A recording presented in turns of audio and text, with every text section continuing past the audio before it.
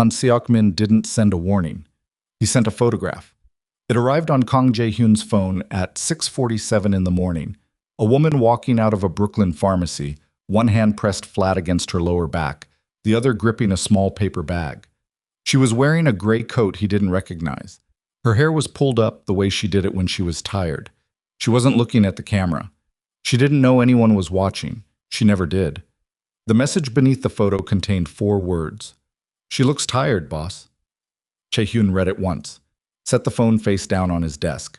Then he picked up the glass of water beside his hand and threw it against the wall so hard the glass didn't break. It simply ceased to exist. That was the morning Kang Jae-hyun understood what it meant to be afraid of something other than dying. If someone told you that a man could run an empire of 200 people, control 6 boroughs, and negotiate with federal investigators without blinking, and that same man could be completely destroyed by a photograph of a woman buying prenatal vitamins, you probably wouldn't believe them. But that's exactly what happened. And if you've ever loved someone you let walk out the door because you convinced yourself it was the right thing to do, you already know how this story ends before it begins. Stay with us. If this story finds something true in you, subscribe to the channel, hit that like button, and drop a comment telling us what city or country you're watching from. We want to know how far this story travels. Now, let's go back to where it really started. The divorce papers arrived on a Tuesday. Chae-hyun remembered that detail precisely because Tuesdays were when his attorney Marcus Choi cleared the morning schedule, and the lack of any meeting made the silence in his office feel specific, like the building itself had decided to be quiet for the occasion. He read through the documents twice. Standard language, irreconcilable differences, division of jointly held assets, no claim on his business interests. She had never wanted anything to do with his business interests, which was, if he was being honest with himself, part of the problem. At the bottom, in the section reserved for the petitioner's personal statement, Amara had written one sentence in her own handwriting rather than typed text. "I'm not angry. I'm just done waiting to be seen." He read it. He set it down. He picked up a pen, turned to the signature page, and signed his name in the same clean, unhurried way he signed everything else. Contracts, transfers, instructions that ended careers. Then he pressed his thumb against the corner of the page until his thumbnail went white. He told himself it was the right call. He had told himself that about a lot of things. Amara Bennett had not cried at the courthouse. She had not cried in the car ride back to Brooklyn, or when the woman at the front desk of her new apartment building handed her 2 keys on a green plastic ring and said, "Welcome home," with the rehearsed warmth of someone who said it 40 times a week. She had cried once, briefly, standing in the empty bathroom of her new apartment at 11:30 at night, looking at a space that contained nothing. No toiletries on the shelves, no towel on the rack, not even a bar of soap, and understanding that starting over from nothing was not a metaphor. Then she washed her face, unpacked her toiletry bag, and went to bed. That was Amara. She had a particular way of absorbing devastation. She didn't collapse under it. She organized around it, the way water finds a path around stone. She was the daughter of a Nigerian immigrant mother who had rebuilt her life from scratch in a new country twice before Amara was 10 years old. Falling apart was not in the inheritance. She was 31. She had a master's degree in logistics and supply chain management, a client list she'd built herself over 6 years, and a reputation in her industry for being the person you called when the plan failed, and you needed someone to think clearly under pressure. She was also 8 weeks pregnant. She didn't know that yet. She found out on a Thursday morning. She'd been attributing the nausea to stress, which was reasonable, given that she had just ended a 3-year marriage, relocated her entire life, and was in the middle of renegotiating 2 client contracts from a kitchen table with folding chairs. The fatigue she'd been chalking up to not sleeping well in the new apartment, which had a radiator that knocked and hissed on its own schedule, regardless of the temperature outside. The test was a formality, she told herself, standing in the pharmacy aisle. She was 31 years old, and she knew her own body, and this was just the logical elimination of one possible explanation before she made a doctor's appointment. She bought 2 tests. Both said the same thing. She sat on the edge of the bathtub for a long time after that. Not crying, not panicking, just sitting with the weight of it. The specific, enormous weight of a life that had just become simultaneously more complicated and more clear. Because what she felt Under the disbelief and the exhaustion and the quiet grief of it was something she hadn't expected. She felt certain she was keeping this baby. She was doing this, alone, if she had to. On her own terms, the way she'd built everything else. She put the tests in the trash, covered them with paper towels, and called her OB to schedule an appointment. She did not call Jae-hyun. Well, what she didn't know, couldn't have known, was that Jae-hyun's personal physician, Dr. Song, had been treating a member of Amara's apartment building's medical staff as a professional courtesy for 3 years. The connection was indirect. The information that traveled through it was not intended to reach Jae-hyun. It reached Jae-hyun. Not through surveillance, not through anything as deliberate as that. Not yet. A conversation between colleagues, a name mentioned in the context of a referral, and the name was Amara Bennett, and the referral was for OB services. And the doctor relaying the message didn't know he was telling the most dangerous man in New York that his ex-wife was pregnant. Dr. Song knew. Dr. Song had been working with Jae-hyun for 11 years. He understood the nature of the information he was carrying when he walked into Jae-hyun's office at 9 in the morning and closed the door behind him without being asked. "I need to tell you something," Song said, "and I need you to hear it without making any sudden decisions." Jae-hyun had been standing at the window, looking at nothing in particular the way he did when he was processing something. He turned around, Song told him. The room was very quiet. "How far along?" Jae-hyun said. 8 weeks. Jae-hyun said nothing. His face didn't change in any way that someone who didn't know him well would recognize. But Song had known him for 11 years, and what he saw in Jae-hyun's expression in that moment was not what he'd expected. Not the calculating stillness of a man determining his next move. It was the face of a man who had just understood the full weight of something he'd already done and couldn't undo and would have to carry from here on out. "She doesn't know, you know," Song said. "She's not going to know," Jae-hyun said. "Not from me. Not yet." "Jae-hyun, she left because she needed to. I'm not going to use this to pull her back." He said it quietly, without drama. "That's not what this is." Song studied him for a moment. Then he nodded, picked up his bag, and left. Jae-hyun stood at the window until the city below went from morning gray to full daylight. Then he called his head of security, a compact, deliberate man named Ryu, and said 4 words. "Eyes on Amara. Quiet." He told himself it was precaution. He had enemies, that this was not paranoia, it was accounting. There were people in New York's underworld who had spent years looking for an angle on him, and a recently divorced ex-wife living alone in Brooklyn was, in the vocabulary of that world, leverage. Keeping her watched was a practical decision. He believed this for approximately 6 days. On the 7th day, Ryu reported that Amara had been to her first prenatal appointment, had asked the doctor about safe levels of caffeine, and had walked 2 blocks in the wrong direction twice because she was looking at her phone and not the street. Jae-hyun told Ryu to make sure someone was on foot when she was on foot. He told himself it was still precaution. He was lying to himself, and he knew it, and he kept doing it because the alternative, admitting that watching over her was the closest thing to being with her that he could have right now, was the kind of truth that required you to look directly at who you'd been, and he wasn't ready to do that yet. Amara was not, in the traditional sense, struggling. She paid her bills. She kept her clients. She ate the foods her OB recommended and drank ginger tea when the nausea got heavy and went to bed at a reasonable hour because her body demanded it with an authority she'd never experienced before.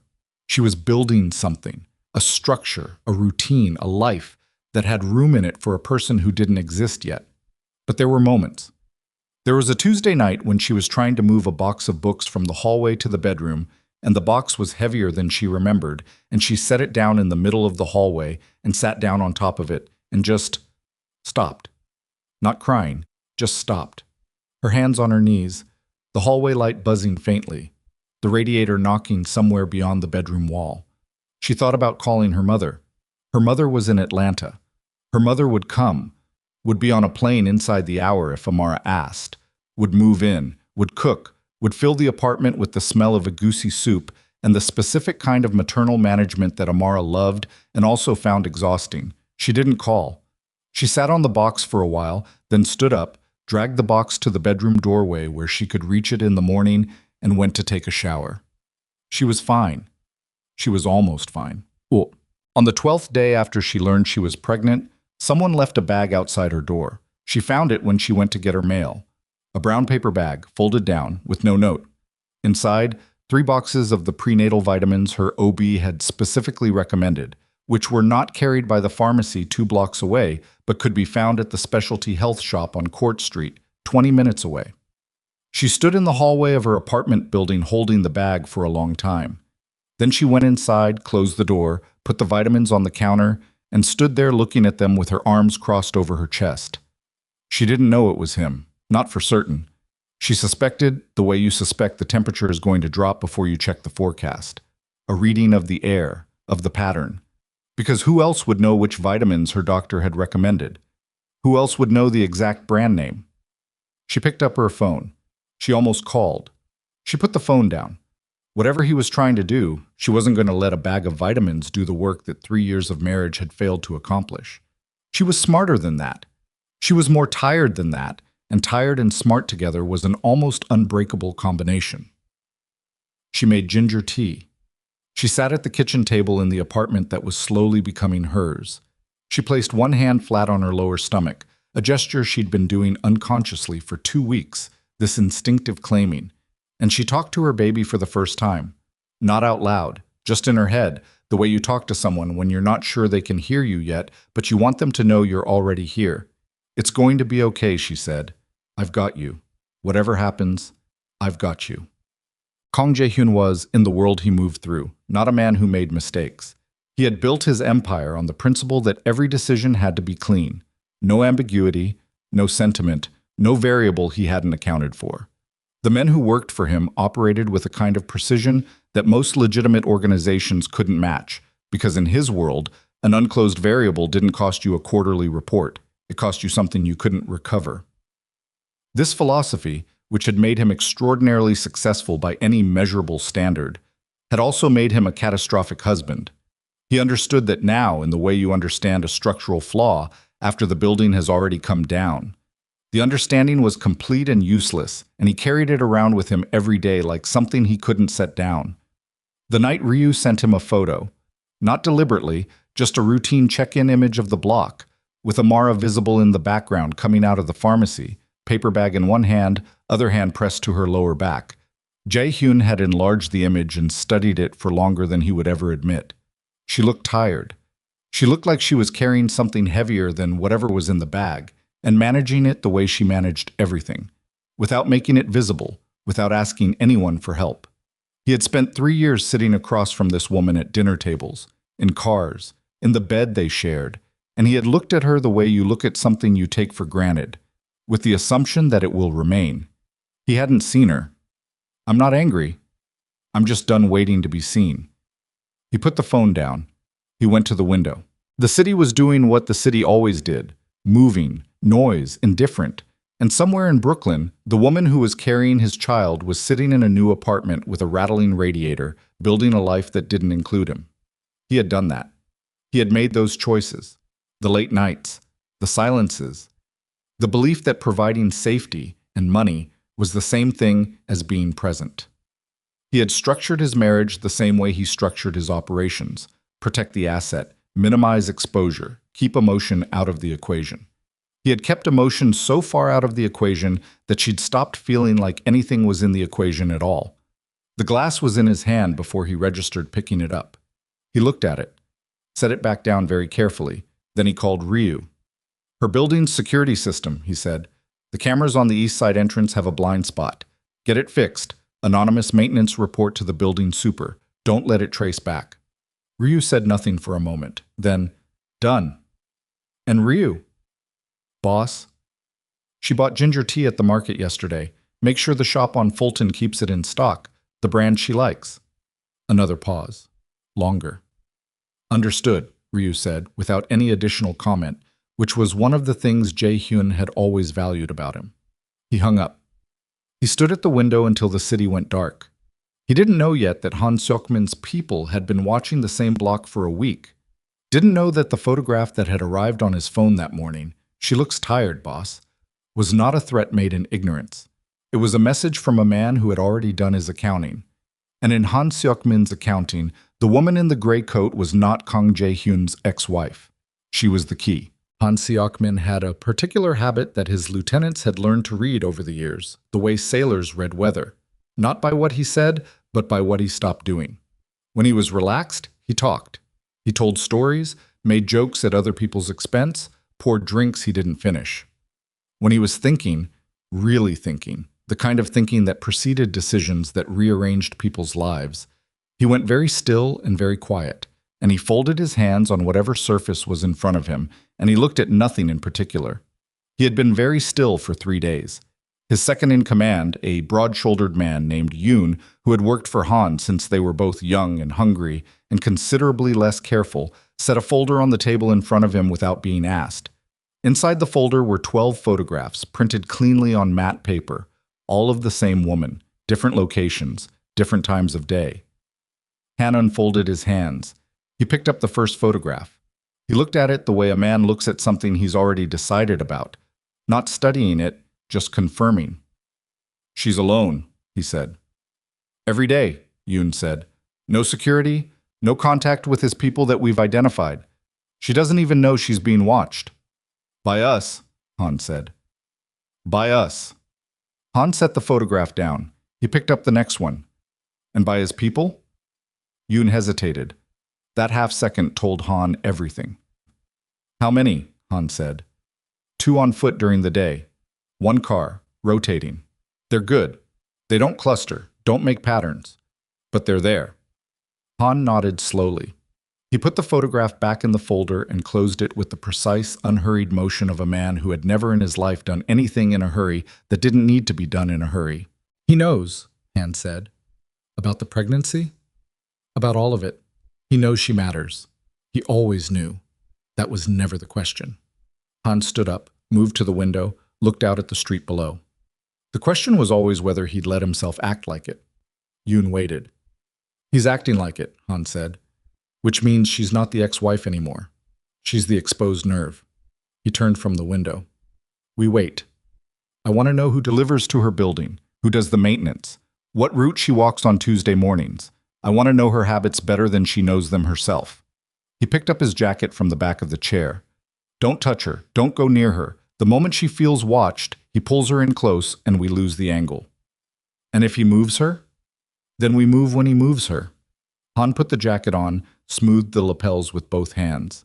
"Patience, Yoon. That man has been waiting for us to make the first mistake for 6 years.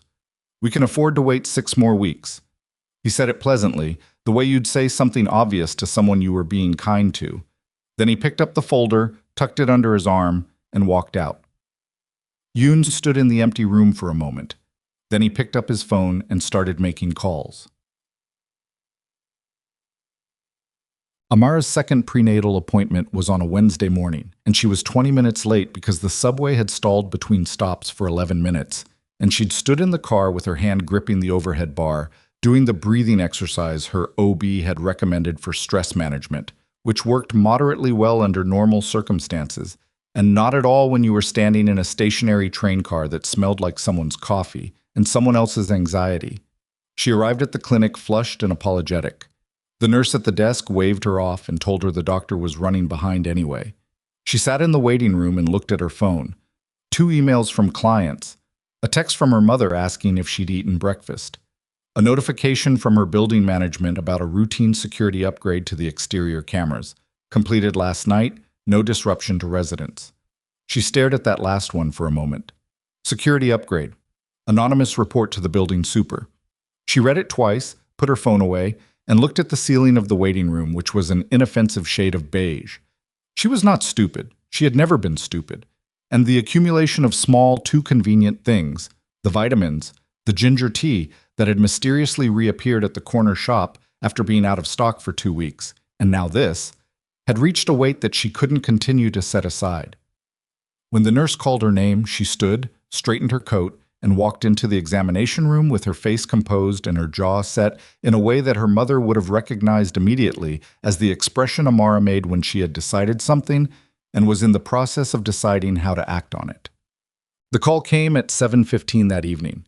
Chae-hyun was in a meeting, 3 of his senior people around a table, maps spread out, A conversation about a supply route dispute that had been low-grade irritating for 2 months and was becoming something that required actual resolution. He had his phone face down, which was his standard practice in working sessions. When it vibrated and he turned it over and saw her name on the screen, the room did not change. He did not change. He picked the phone up, said "excuse me" to no one in particular, and walked out into the hallway. He answered on the fourth ring. "Amara." "Don't." Her voice was flat and precise. Not angry. She'd told him she wasn't angry, and she'd meant it, and whatever this was, it was not anger. It was something colder and more deliberate. "I'm not calling to fight with you. I'm calling because I need you to stop." "Stop what?" "You know what." A pause. He could hear her breathing, could hear the specific quality of silence behind her that told him she was in her apartment, probably standing at the kitchen window the way she did when she was working through something. "The vitamins." The camera up. "The tea." He said nothing. "I'm not asking you to confirm it," she said. "I'm telling you that I know, and that it needs to stop. I don't need to be managed. I'm not one of your operations." "That's not what this is." "Then what is it?" He was quiet for 3 seconds. In the hallway of his building, someone walked past, looked at him, looked away quickly. The expression of a person who had learned to read the air around this man and understood that this particular moment required a wide berth. "It's the only thing I know how to do," Jae-hyun said, "from where I am right now. It's the only way I—" He stopped. The sentence had gotten somewhere he hadn't planned for it to go. Amara was quiet on the other end. "You can't protect me from a distance and call it nothing," she said finally. "You don't get to be present in my life from 3 blocks away and pretend that's respecting my decision to leave. That's not what space looks like." "I know." "Then stop." "Amara, I'm serious, Jae-hyun." The flatness cracked, just slightly, just enough for him to hear something underneath it. Not weakness, not grief, something more complicated than both. "I have worked very hard to build something that belongs to me, and I need you to let me do that. Whatever you're feeling right now, whatever this is for you, it can't be my problem to manage." He pressed his back against the hallway wall. The ceiling above him was the same ceiling it always was. Nothing had changed, and everything had. "Are you all right?" he said. Not "are you okay?" He'd never said that, always found it too vague, always asked the specific question. "Are you all right?" She had noticed that once, years ago, had said it was one of the few things he did that made her feel like he was actually paying attention. She was quiet for a moment too long. "I'm fine," she said. "Amara." "I said I'm fine." The flatness was back, fully sealed. "Stop the surveillance, stop the deliveries, I mean it." She hung up. He stood in the hallway for a moment. Then he went back into the meeting room, sat down, and looked at the map spread across the table. "Where were we?" he said. His people looked at each other briefly, then looked back at the maps. They'd known him long enough to understand that this was not the time. But he pulled back. Not because she'd asked, though that was part of it, because she was right about what it was. Not protection, not practicality. Need, dressed up as precaution. He was a man who had spent his entire adult life treating his own emotions like variables to be managed, rather than information to be listened to, and he was very good at it, and it had cost him the most important thing in his life. And he was not, he told himself, going to keep making the same mistake in a different configuration. He told Ryu to pull the foot surveillance, kept one car, a precaution he genuinely could not bring himself to fully remove, not with Han's people circling in the background, but moved it far enough back to be functionally invisible. He made himself stop checking the nightly reports. He lasted 4 days. On the 5th day, Ryu came to him with something that wasn't a routine report. "They made contact with one of her neighbors," Ryu said. He set a single sheet of paper on Jae-hyun's desk. Printed on it was a description, the kind you got from someone who had been watching. Male, late 30s, Korean, approached the woman in 4B under the pretense of asking about the building's parking situation. The conversation lasted 4 minutes. At the end of it, the man from 4B had described Amara's daily schedule in enough detail to confirm he'd been watching her for at least 2 weeks. The man from 4B's description matched a low-level associate in Han Seok-min's outer network. Jae-hyun read the sheet once. He set it face down on the desk. "Timeline," he said. "The contact was made 3 days ago. We identified the associate yesterday, ran the verification this morning. Han's people have been in the building. In the building, on the block, and Ryu paused, which he almost never did. We found a vehicle registered to a shell connected to Han's import business parked 2 streets over on the nights of the 4th, 7th, and 9th. Jae-hyun was very still. They've been there longer than we have, he said. Yes. The room was quiet. In the way rooms got quiet when the available air had been replaced by something heavier. Why hasn't he moved yet? Jae-hyun said. It wasn't a question, exactly. More a thought spoken out loud. The kind of thinking he did when he was working backward from a conclusion to find the logic underneath it. Ryu understood the difference. He waited. He's waiting for me to show my hand, Jae-hyun said. He wanted me to know she was being watched. That photo. He sent it deliberately. He's not going to touch her until he knows exactly how much she means to me, because if he takes her before he's confirmed the leverage, he burns his one play for nothing. He stood up. He's been watching to see what I do, and I've been... He stopped. He had been leaving vitamins outside her door, fixing her building's security cameras, keeping a car on her block.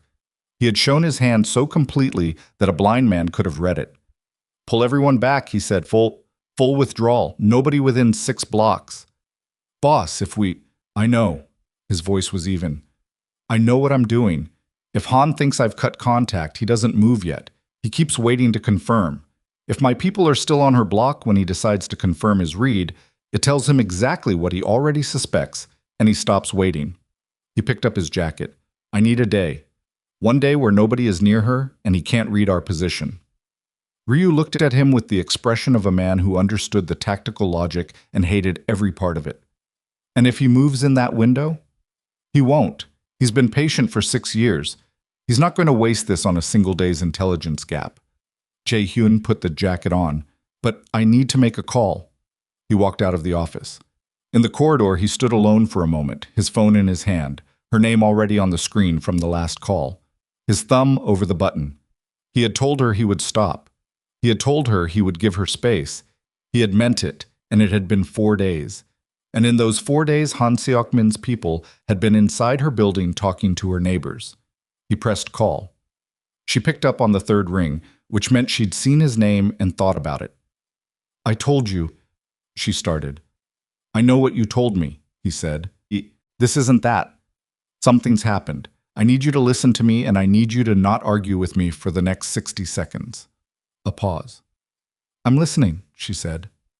She didn't argue for 60 seconds. She argued for about 4 minutes, which, given the content of what he'd told her, was restraint bordering on the heroic. You're telling me that someone has been watching my apartment? Yes. And you want me to... What? Pack a bag and go where? Somewhere I can keep you safe. Jae-hyun. Her voice had taken on the specific quality it got when she was working very hard to remain controlled. I have clients. I have a doctor. I have a life that I have been building, specifically, independently, without your involvement. I understand that. Do you? Because it sounds like you're asking me to walk back into your world. I'm asking you to stay alive long enough to walk out of it again when this is over. He said it quietly, without heat. These are not theoretical people. Han Seok-min has been running operations in this city for 20 years, and he has never once done something that didn't have a purpose. The purpose right now is you. Silence. Why me? She said. We're divorced. I have nothing to do with... Because he knows. The words landed in the air between them like something that couldn't be taken back. He knows about the pregnancy. I don't know how, but he knows. And in his world, what you're carrying is an heir, and an heir is leverage, and leverage is the thing men like Han have built their entire lives around. The silence this time was different in quality. Longer. Heavier. I see, she said. Her voice was very careful. I'm not telling you this to frighten you. I'm telling you because you deserve to have the truth and make your own decision with it. He paused. But I need you to know that if you stay where you are, I cannot guarantee your safety without positioning my people in a way that tells Han exactly what he needs to know. And if he gets that confirmation, he stops waiting, she said. She had always been the fastest thinker in any room she was in. It was one of the first things he'd noticed about her. Yes, he said. Another pause.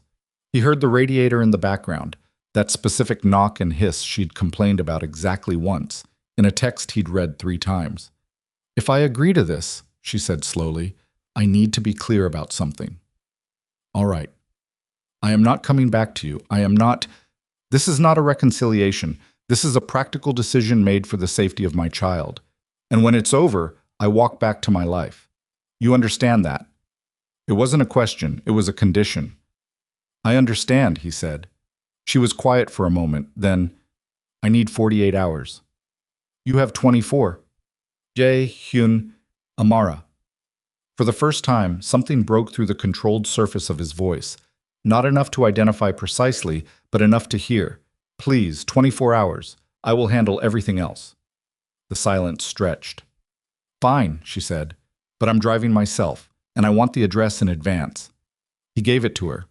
She hung up without saying goodbye, which was how she'd been ending calls with him since the papers were signed, and he had learned to take it for what it was. Not hostility, just the precise economy of a woman who gave you exactly what the situation required and nothing more. He stood in the corridor and exhaled slowly. One breath.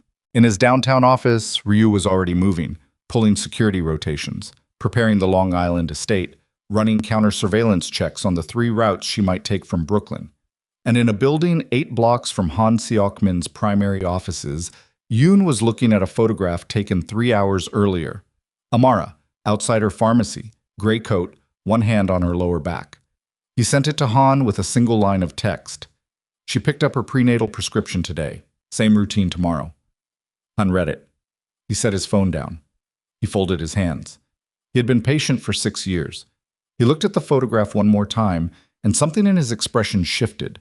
Not excitement, not urgency, but the particular deliberate settling of a man who has identified the precise moment when patience ends and action becomes the only remaining language. He picked up his phone again. "Tomorrow night," he said. "I want eyes on both of them." Yoon said, "And if Kong moves her?" Han was quiet for a moment. "Then," he said, "we stop waiting." She drove herself. Jae-hyun had expected nothing less, but he'd still had Ryu position a car 3 blocks behind her from the moment she pulled out of the parking structure beneath her building, tailing her at a distance that kept her unaware and kept him from going out of his mind for the 43 minutes it took her to get from Brooklyn to the Long Island estate. She didn't speed. She didn't take any of the routes he'd have taken. She drove like a woman who had decided something and was executing it, methodical, unhurried, completely alone. He watched the tracking signal on his phone move along the map and said nothing to anyone in the room. When the car turned onto the private road and the gate cameras picked her up, he was already outside. She stepped out of the car and looked at the house. Big, old stone, set back from the road behind a line of trees that had probably been there before either of them was born. Her expression was the one she wore when she was cataloging information, eyes moving, jaw set, nothing given away. Then she looked at him. "I packed for 2 weeks, she said. "I'm not staying 2 weeks. I packed for 2 weeks because I didn't know what you were going to tell me I needed." "That was smart," he said. "Don't compliment my packing. It's condescending."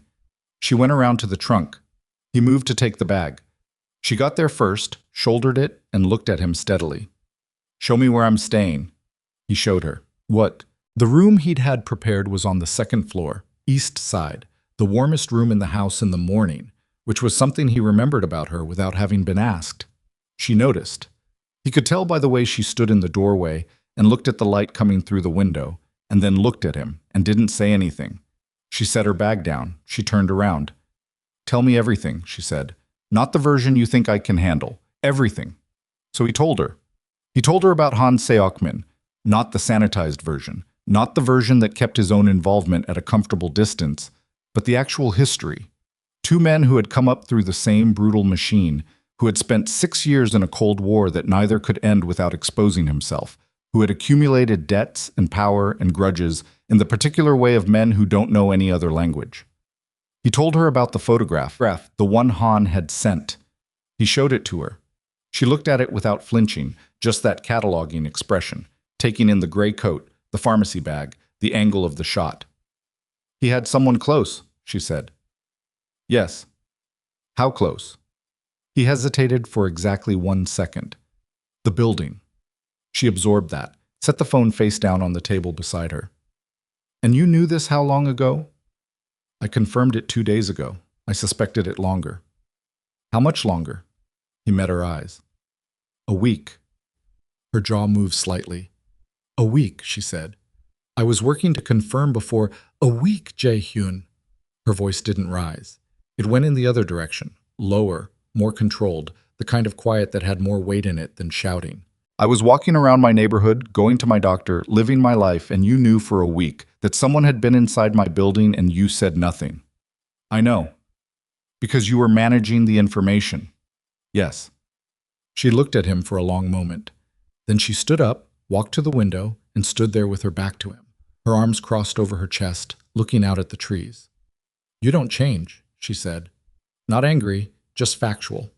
The kind of observation that lands harder than anger because it doesn't ask for anything back. He didn't argue with her. There was nothing to argue. Get out, she said. Let me sleep. We can talk about whatever happens next in the morning. He got out. He didn't sleep. He sat in the study on the ground floor with the lights low and his phone on the desk and worked through the problem the way he always worked through problems, backward from the outcome he needed to prevent, forward through every variable he could control. Han's play was leverage.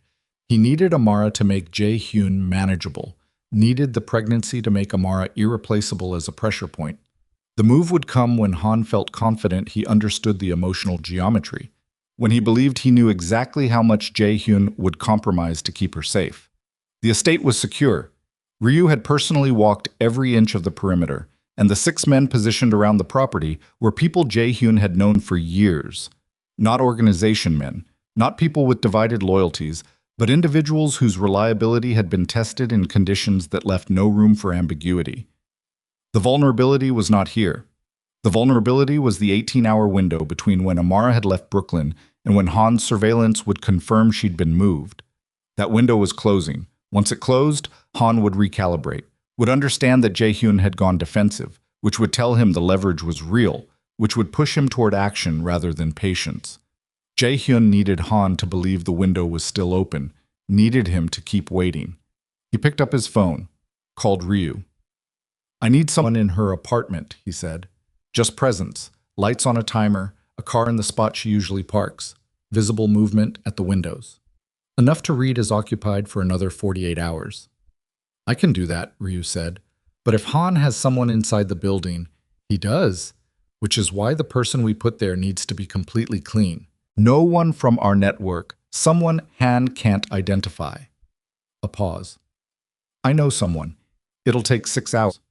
You have 4. He hung up. He poured himself a glass of water, which he didn't drink. He sat with it in his hand and looked at the wall and thought about a woman sleeping upstairs in the east-facing room and the child that was 8 weeks old and entirely unaware of any of this, and the specific particular weight of having been the kind of man who let things get to this point. I wasn't going to let himself feel it fully right now. That was a luxury for later, for after. Right now he had a problem that required everything he had and everything he had needed to be pointed at the problem. He set the water down. He went back to work. Morning came in cold and gray, the way Long Island mornings did in that season. A light that was more suggestion than warmth, coming through the trees at a low angle that made everything look slightly provisional. Amara was in the kitchen when he came down. She'd found the tea.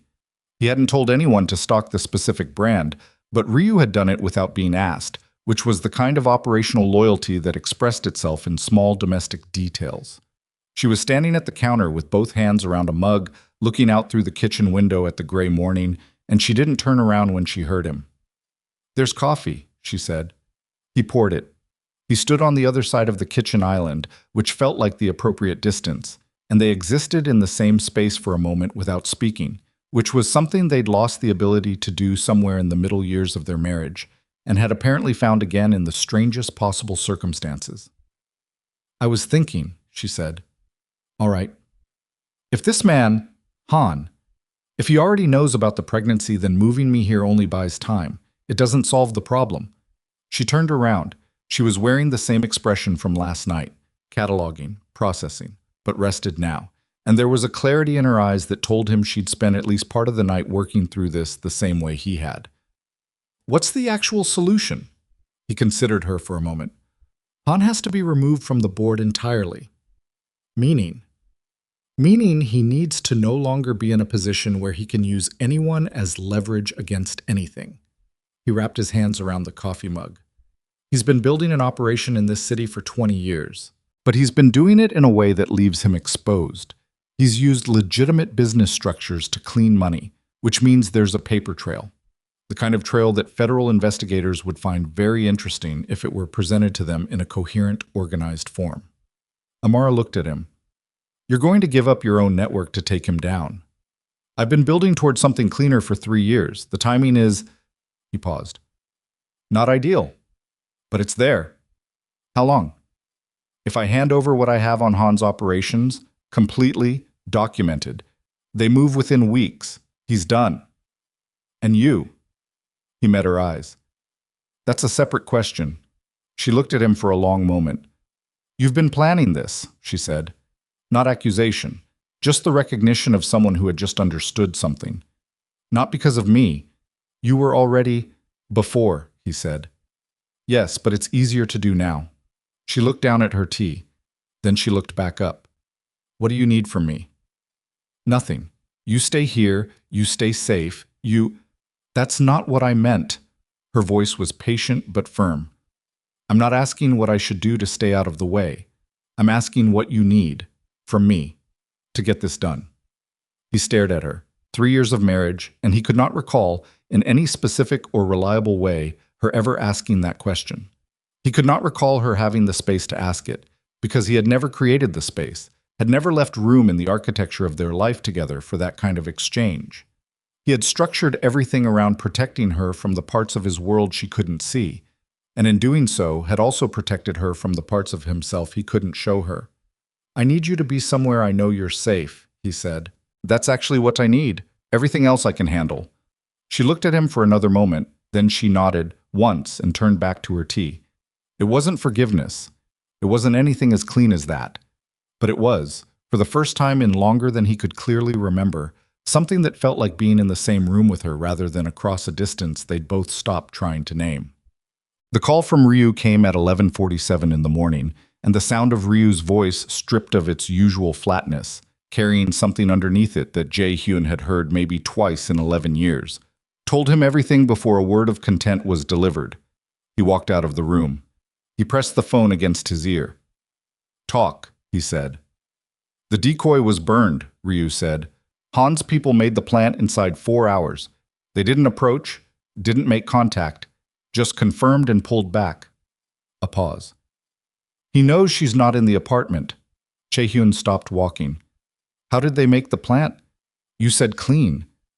She was clean, but... Another pause, and this one had a different texture, and that texture was the thing that made Jae-hyun's chest go very still. There's something else. Something I found when I was running the decoy operations countercheck. Say it. The contact Han's people made with the neighbor in 4B. Ryu's voice was completely level, the way his voice got when he was delivering information he knew was going to cause damage and was controlling for it. It wasn't a cold contact. The neighbor, the woman in 4B, she'd been approached 3 weeks before, not by Han's people, by someone closer. The building was very quiet. Closer how? Jae-hyun said. The person who first flagged Amara's new address to Han's network wasn't a random surveillance pickup. Ryu stopped, started again. The initial information, her address, her prenatal appointment schedule, the pharmacy she uses, it came from inside. Someone in our network made contact with Han's people 6 weeks ago, before you even knew she was pregnant. Jae-hyun said nothing. I've been running it back since this morning, Ryu continued. I didn't bring it to you until I was certain. The access point, the timing, the specific details that were transferred. There's only one person who had all three. The silence stretched for 4 seconds. Who? Jae-hyun said. Ryu said the name Chet. Park Do-hyun had been with Jae-hyun for 8 years. He was 36 years old, meticulous, reliable, fluent in 3 languages, and possessed of a kind of careful, sustained loyalty that had made him indispensable in the layer of the organization that handled the intersection of Jae-hyun's personal life and his professional security. He knew schedules. He knew contacts. He had, for the past 3 years, been one of the people responsible for ensuring that the boundary between Jae-hyun's home life and his organizational life remained clean and impenetrable. He had known Amara's prenatal schedule because he'd been asked to help monitor Dr. Song's information. He'd known her pharmacy, her new address, the specific vitamins her OB had recommended, because that was the information Jae-hyun had asked him to help manage in the first weeks after the divorce. He was, in Jae-hyun's organization, one of maybe 4 people who had enough trust to walk into Jae-hyun's personal space without being announced. Jae-hyun sat with this information for exactly the amount of time it took to understand it completely. Then he stood up, went to the door of the study, and called for one of the men positioned at the main entrance. "Find Park," he said. "Bring him to me. Quiet." The man left. Jae-hyun went back to the desk. He sat down. He placed both hands flat on the surface in front of him and looked at them. The hands of a man who had been in this business long enough to understand that trust was the most expensive thing you could extend, and that the cost of being wrong about it was always paid by someone other than yourself. He heard Amara moving upstairs. Footsteps across the floor above him. The particular rhythm of her walk, which he had memorized without meaning to over 3 years of sharing space, and which he could now track through the ceiling of a house she'd been in for less than 24 hours. He thought about what it would mean if she found out. Not just that there had been a leak, but that the information that had put her in Han Seok-min's sightlines had originated from the same protective apparatus that was supposed to keep her invisible. That the threat to her safety had been enabled, in the most direct and traceable way, by the person Jae-hyun had trusted to help protect her. He thought about what she'd said on the phone 2 days ago. "I'm not one of your operations." She had been right about that in a way she didn't fully know yet, and the irony of it, that she had been drawn into the most dangerous situation of her life precisely because she had existed in the orbit of a man who tried to manage everything, landed in him like something with a physical weight. Park arrived 40 minutes later. He walked into the study with the particular composed expression of a man who had been given no reason for the summons and was calibrating accordingly, neutral, cooperative, showing nothing. Jae-hyun looked at him from across the desk. He didn't ask him to sit. "6 weeks ago," Jae-hyun said, without preamble. "Walk me through where you were." Park's expression shifted by maybe 3%. To someone who didn't know what to look for, it would have been invisible. 6 weeks ago is a broad, "You made contact with someone in Han Seok-min's outer network. I have the access record, the timeline, and the specific data transfer that went with it." Jae-hyun's voice was completely flat. "I'm not asking you to confirm what happened. I'm asking you why." The room settled into a very specific kind of silence. The silence of 2 people who have reached the end of one kind of conversation and are standing at the beginning of a different one. Park looked at him for 3 seconds. Then something in his posture changed. Not a collapse, more like a release, like a man setting down something he'd been carrying for longer than he'd planned. "It wasn't about you," he said. "No. It wasn't about her either. It was—" He stopped. His jaw tightened. "Han had something on me. Something that predates my time with you. A debt I owed before I ever came into this organization." He met Jae-hyun's eyes directly, which was either the choice of a man with nothing left to lose, or a man who understood that looking away right now would be the one thing that couldn't be recovered from. "He came to me 8 months ago. He'd been holding it for years, waiting for something valuable enough to trade it for. When your divorce happened, when he understood what she meant to you, he came to me and he told me what he needed. Her address, her schedule, confirmation of the pregnancy once it happened." Jae-hyun was quiet. "You gave him all of it," he said. "I gave him what he asked for." Park's voice stayed level, but there was something underneath it now. Not remorse exactly, but the particular heaviness of a man who has spent months telling himself a story about what he did and is now in the presence of someone who doesn't need the story. "I thought it would stay contained, that he'd use it as leverage in a negotiation, not what?" Jae-hyun said. "Not put her in the middle of a 20-year war? What exactly did you think Han Seok-min does with leverage, Do-hyun? What have you watched him do with it for the entire time you've known what this world is?" Park had no answer for that. There was no answer for that. She was in that apartment alone, Jae-hyun said, and his voice was very quiet now, which was always the more dangerous register. 8 weeks pregnant. No security. No awareness. And the people who should have been invisible to Han knew exactly where she was because you told them. He stood up slowly. You told them before I even knew she was carrying my child. Park said nothing. Get out of this house, Jae-hyun said. You have until I finish this conversation to be off this property. If I see you again, I won't have a conversation. Park left. Jae-hyun stood behind the desk and did not move for a long moment. He could hear the house around him, the men outside, the wind in the trees, the faint sound of footsteps from the room above his head. Then he heard the creak of the staircase. He turned. Amara was standing in the doorway of the study. She was wearing a sweater he didn't recognize, her arms crossed over her chest, and her face had the expression of a woman who had been standing outside a closed door long enough to understand the shape of what was happening inside it, even without hearing the specific words. How long was my information in his hands? She said. He didn't insult her by asking how much she'd heard. At least 6 weeks. She absorbed that. He watched her do it. Watched the specific way she handled impact, which was not to flinch from it, but to take it fully and then reorganize around it immediately. It was one of the things that had made him love her, and one of the things he had never once told her. So before the divorce was even final, she said. Yes. He's been watching me since before the divorce was final. She said it like she was repeating it to make sure she'd heard it correctly. While I was still your wife. Yes. She looked at him. Something moved through her expression. Not anger, not fear, but the particular exhausted clarity of a person who has just had the last piece of a puzzle placed in front of them and can now see the complete picture of how comprehensively the ground has been unsteady beneath their feet. I need to sit down, she said. She sat in the chair across from the desk. He came around and sat in the chair beside her. Not behind the desk, not across from her, but beside her, which was the only thing he could think to do that had any meaning in it. She put her hands on her knees. She looked at the floor. What happens now? She said. I'm going to end this, he said. Not manage it. Not negotiate around the edges of it. End it. He looked at the side of her face. But I need you to understand that Han knows you're not in that apartment anymore. He's going to move soon. Not days, hours. She looked up at him. Then you'd better be ready, she said. And from somewhere on the other side of the property, beyond the trees, beyond the perimeter, a phone was ringing in a parked car.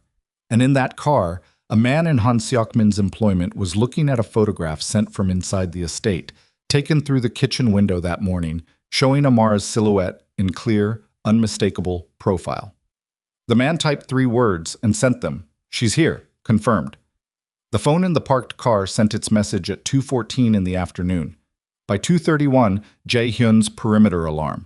Not an electronic system, but a human one. 3 men positioned at intervals through the tree line who communicated via a frequency so low it didn't register on standard scanning equipment. Reported a vehicle moving slowly along the road that ran behind the property's eastern border. Not stopping, just moving slowly. The way a vehicle moves when the person inside it is measuring something. Ryu was in the study when the report came in. He looked at Jae-hyun. Jae-hyun was already standing. How many entry points does he know about? Jae-hyun said. The main gate and the service road on the south side. The drainage easement on the east is not on any property record. It's been land use classified as a water management corridor for 30 years. He'll find it anyway. He has people who are good at finding things. Jae-hyun moved to the window, looked out at the tree line. How long to move her to the secondary location? 40 minutes minimum. If they're already in position on the road, they're not in position yet. They're still measuring. He watched the trees. We have maybe 2 hours before he commits to a move. Possibly less if he decides the window won't get better. Then we move her now. No. He said it with a certainty that made Ryu go still. If we move her and they're watching the roads, we hand them exactly what they want. Her in transit, exposed, with a finite number of routes. She's safer here than in a moving vehicle. He turned from the window. We make this position defensible and we call for support. From who? If we bring organization people, not organization people, he picked up his phone. I've been building towards something for 3 years. It moves tonight instead of in 3 weeks. Get me Marcus. Marcus Choi was not a criminal lawyer. He was a federal liaison, the man Jae-hyun had been using for 3 years to quietly, methodically build a case that had never been intended for self-preservation, but which now, in the collision of two timelines, was going to have to serve that purpose as well. Marcus picked up on the second ring. "I need to move the package," Jae-hyun said. "Tonight." A pause. Marcus was not a man who wasted breath on surprise. "That's 3 weeks early." "I'm aware." "The Han documentation alone is complete, has been complete for 6 days. I was waiting for the secondary financials on his import structure to close out, but they're close enough." He moved into the hallway, lowering his voice. "He has eyes on my current location. I need federal presence here within 2 hours that makes his people nervous enough to hold position while I get the primary person secured." Another pause, longer. "You're asking me to use an ongoing federal operation as a deterrent. I'm asking you to move a timeline that benefits the federal government by 3 weeks in exchange for 2 hours of visible presence near a private residence in Long Island. The trade-off seems obvious to me." Marcus was quiet for 4 seconds. "I'll make a call. I can't promise 2 hours." "Do what you can." He hung up. He stood in the hallway with the phone in his hand and the house around him making its particular sounds. Wind in the eaves, the men outside moving through their rotations, and from upstairs, barely audible, the sound of Amar's footsteps crossing the floor of the east-facing room with the particular rhythm of a woman who is not pacing out of anxiety, but moving through a space because staying still has become untenable. He went upstairs. She opened the door before he knocked. She'd heard him on the stairs. He'd always been heavier-footed than he thought, which she'd mentioned once in the first year of their marriage, laughing about it, and which he had not been able to think about for the past 18 months without the specific ache of something small and lost. She looked at him. She read his face with the speed of someone who had spent 3 years learning what it looked like when he was managing a situation versus when the situation had gotten larger than the management. "Tell me," she said. He told her. All of it. The vehicle on the road, the timeline, the call to Marcus, the calculation about staying versus moving. He told her in the same flat, complete way he'd told her about Han the night before. No softening, no protective omissions. She listened with her arms crossed and her weight shifted slightly back, the stance she took when she was absorbing information she needed to act on. 2 hours, she said. Maybe, if Marcus delivers. And if he doesn't? Then we manage with what we have. She looked at him for a moment. Something crossed her face. Not fear, not the version of fear he'd expected. Something harder than that and more honest. "I want to be in a room with sight lines," she said. "Not a bedroom. Somewhere I can see more than one direction." He stared at her. "I'm not going to sit in a corner and wait," she said. "I have done nothing but wait for 3 years, and I'm finished with it as a strategy. Put me somewhere I can see what's happening." He thought about arguing. He thought about it for almost 2 full seconds, which was longer than usual, because the argument he had available, "You're pregnant, you're a liability, you need to be contained," was the argument of the man she'd left. And he was trying, with everything he had, to not be that man right now. "The study," he said. "Ground floor. 3 windows, sight lines north and east. I'll have a man on the door." "No man on the door," she said. "A man on the door means I can't open it without someone deciding whether I should be allowed to. I'll take a phone." He handed her his secondary phone without being asked. She took it. Their fingers didn't touch. "Show me the exits," she said. He showed her the exits. At 4:07 in the afternoon, the vehicle on the eastern road stopped moving. The perimeter man who reported it gave the location with the specific calm of someone who had been trained to report facts in the order of their operational relevance. The vehicle was parked, engine possibly off. He couldn't confirm from his position. No visible occupants from his angle. The vehicle itself was a dark blue transit van, commercial plates, registered to a cleaning service that Ryu ran through a database in 40 seconds, and confusion in the study where Amara was sitting at the desk with the secondary phone and a legal pad she'd found in a drawer, on which she had been writing something he hadn't asked about. She looked up when he came in. He gave her the update in 3 sentences. She nodded and looked back at the pad. He positioned himself at the north window. Outside, through the trees, the light was going gold and flat. The particular quality of late afternoon in autumn when the sky looked like it was pressing down on everything beneath it. His phone rang. Marcus. I have 2 vehicles from the Organized Crime Task Force available to do a slow patrol loop of the area. They won't stop, won't make contact, won't engage, but they'll be visible on the road. Marcus's voice was precise and unhappy in equal measure. In exchange, I need the Han documentation transmitted to my office by end of business today. It's already transmitting, Jae-hyun said. He had started the transfer from an encrypted drive 40 minutes ago. How soon can you have the vehicles on the road? 20 minutes. Do it. He hung up. He looked at Amara. Federal presence on the road in 20 minutes. It should give Han's people pause. She looked up from the pad. Should, she said. Should, he agreed. She went back to the pad. He almost asked what she was writing. He stopped himself. She had the right to whatever she was putting on that paper without him making it a conversation.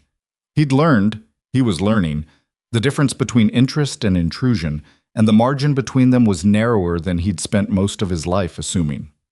The federal vehicles made their first pass at 4:31. On the eastern road, the transit van did not move. Ryu reported this to Jae-hyun with the specific flatness of a man delivering information that requires a revision of the operative assumptions. Jae-hyun received it the same way. He's not deterred, Ryu said. No. Which means he's either committed past the point where federal presence changes his calculus, or the federal presence is exactly what he expected and he's already accounted for it. Jae-hyun turned from the window. The room felt different now. Smaller, the way rooms got when the available options had narrowed to the ones that remained. Where's our count? 6 on perimeter, 2 on the main structure, 1 on the gate. Ryu met his eyes. And Park is gone, which means 1 rotation point is uncovered. Park. The name landed in Jae-hyun's chest with the dull, specific weight of a wound that has been managed for long enough to stop being acute and become simply a fact of the body. Cover it, he said. Pull 1 from the eastern tree line and close the gap. That opens the eastern approach. The eastern approach is where the van is parked. If his people are moving, they're not coming from where the van is visible. They're coming from somewhere else while the van holds our attention. He looked at the map Ryu had spread on the desk. Southern drainage easement. That's the move. Ryu looked at the map. Then he looked at Jae-hyun. You want to pull people toward the south. I want 4 people in the tree line south of the easement, positioned before Han's team gets there. If they're moving in 20 minutes, we have 10 to get there first. And the east? Leave 1. Enough to report, not enough to fight. Ryu held his look for a beat. Then he nodded and left.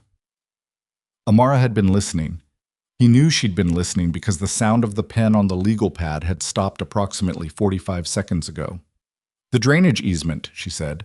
That's on the east side of the property. Southeast. You said they're going to come from the south. Yes. Then why does it matter that the easement is... She stopped. He watched her work through it, and it took her approximately 4 seconds. You're putting your people in a position to intercept them before they reach the house. Yes. But if you're wrong about the direction, then I'm wrong, and we adjust. He said it without heat. There's no version of this where every decision is correct. There's just the version where I make the best call I can with what I have. She looked at him. That's the first time I've ever heard you say that, she said. He didn't have an answer for that. He looked back at the map. Jae-hyun. He looked up. Don't get killed being brave, she said. That's not useful to anyone. The directness of it, the specific, practical, unsentimental care in it, landed in him with a force that surprised him. He held her look. Look, I'll try, he said. It was an honest answer, which was the only kind she'd ever been willing to take from anyone. Oh. They came through the southern easement at 5:12 in the afternoon. 7 men, moving fast and low through the drainage corridor, and they were good. Not careless, not the kind of people Han sent when he wanted noise. These were the kind of people Han sent when he wanted something done without anyone being certain it had happened. They ran into Ryu's 4 men at the edge of the tree line, and what followed was fast and brutal and loud in a way that shattered the provisional quiet of the late afternoon. Jae-hyun heard it from the study. Amara heard it too. She stood up from the desk without making a sound, moved to the wall beside the north window, away from the glass, back flat. The way someone stands when they've decided that the available space between themselves and an unknown threat is worth managing. He was already moving toward the door. "Stay in this room," he said. She said nothing, which meant she was deciding whether to comply rather than simply complying, and there was no time to negotiate the difference. He went into the hallway. The two men positioned inside the house were already in motion, one to the rear entrance, one to the front. The gunfire from the tree line was ongoing, close but not at the house yet, and the specific rhythm of it told Jae-hyun that Ryu's people had the engagement but were not containing it. Han had sent more than 7, had split his approach, and the element that had come through the easement was not the whole force. His phone rang. "Ryu." "Second team, west approach," Ryu said, and his voice was tight in a way it almost never was. "They cut the perimeter fence. 3 confirmed, possibly more. They're at the side entrance." The sound from the west side of the house ended the sentence before Ryu did. The side door was not the side door anymore. It was the space where the side door had been, and 2 of Han's men were through it before the man positioned there could fully close the angle, and the exchange that happened in the next 8 seconds in the ground floor corridor was the kind of exchange that leaves evidence even after everything else has been cleaned up. Jae-hyun was at the top of the ground floor corridor. The man from the west entrance was down. The 2 who'd come through were not.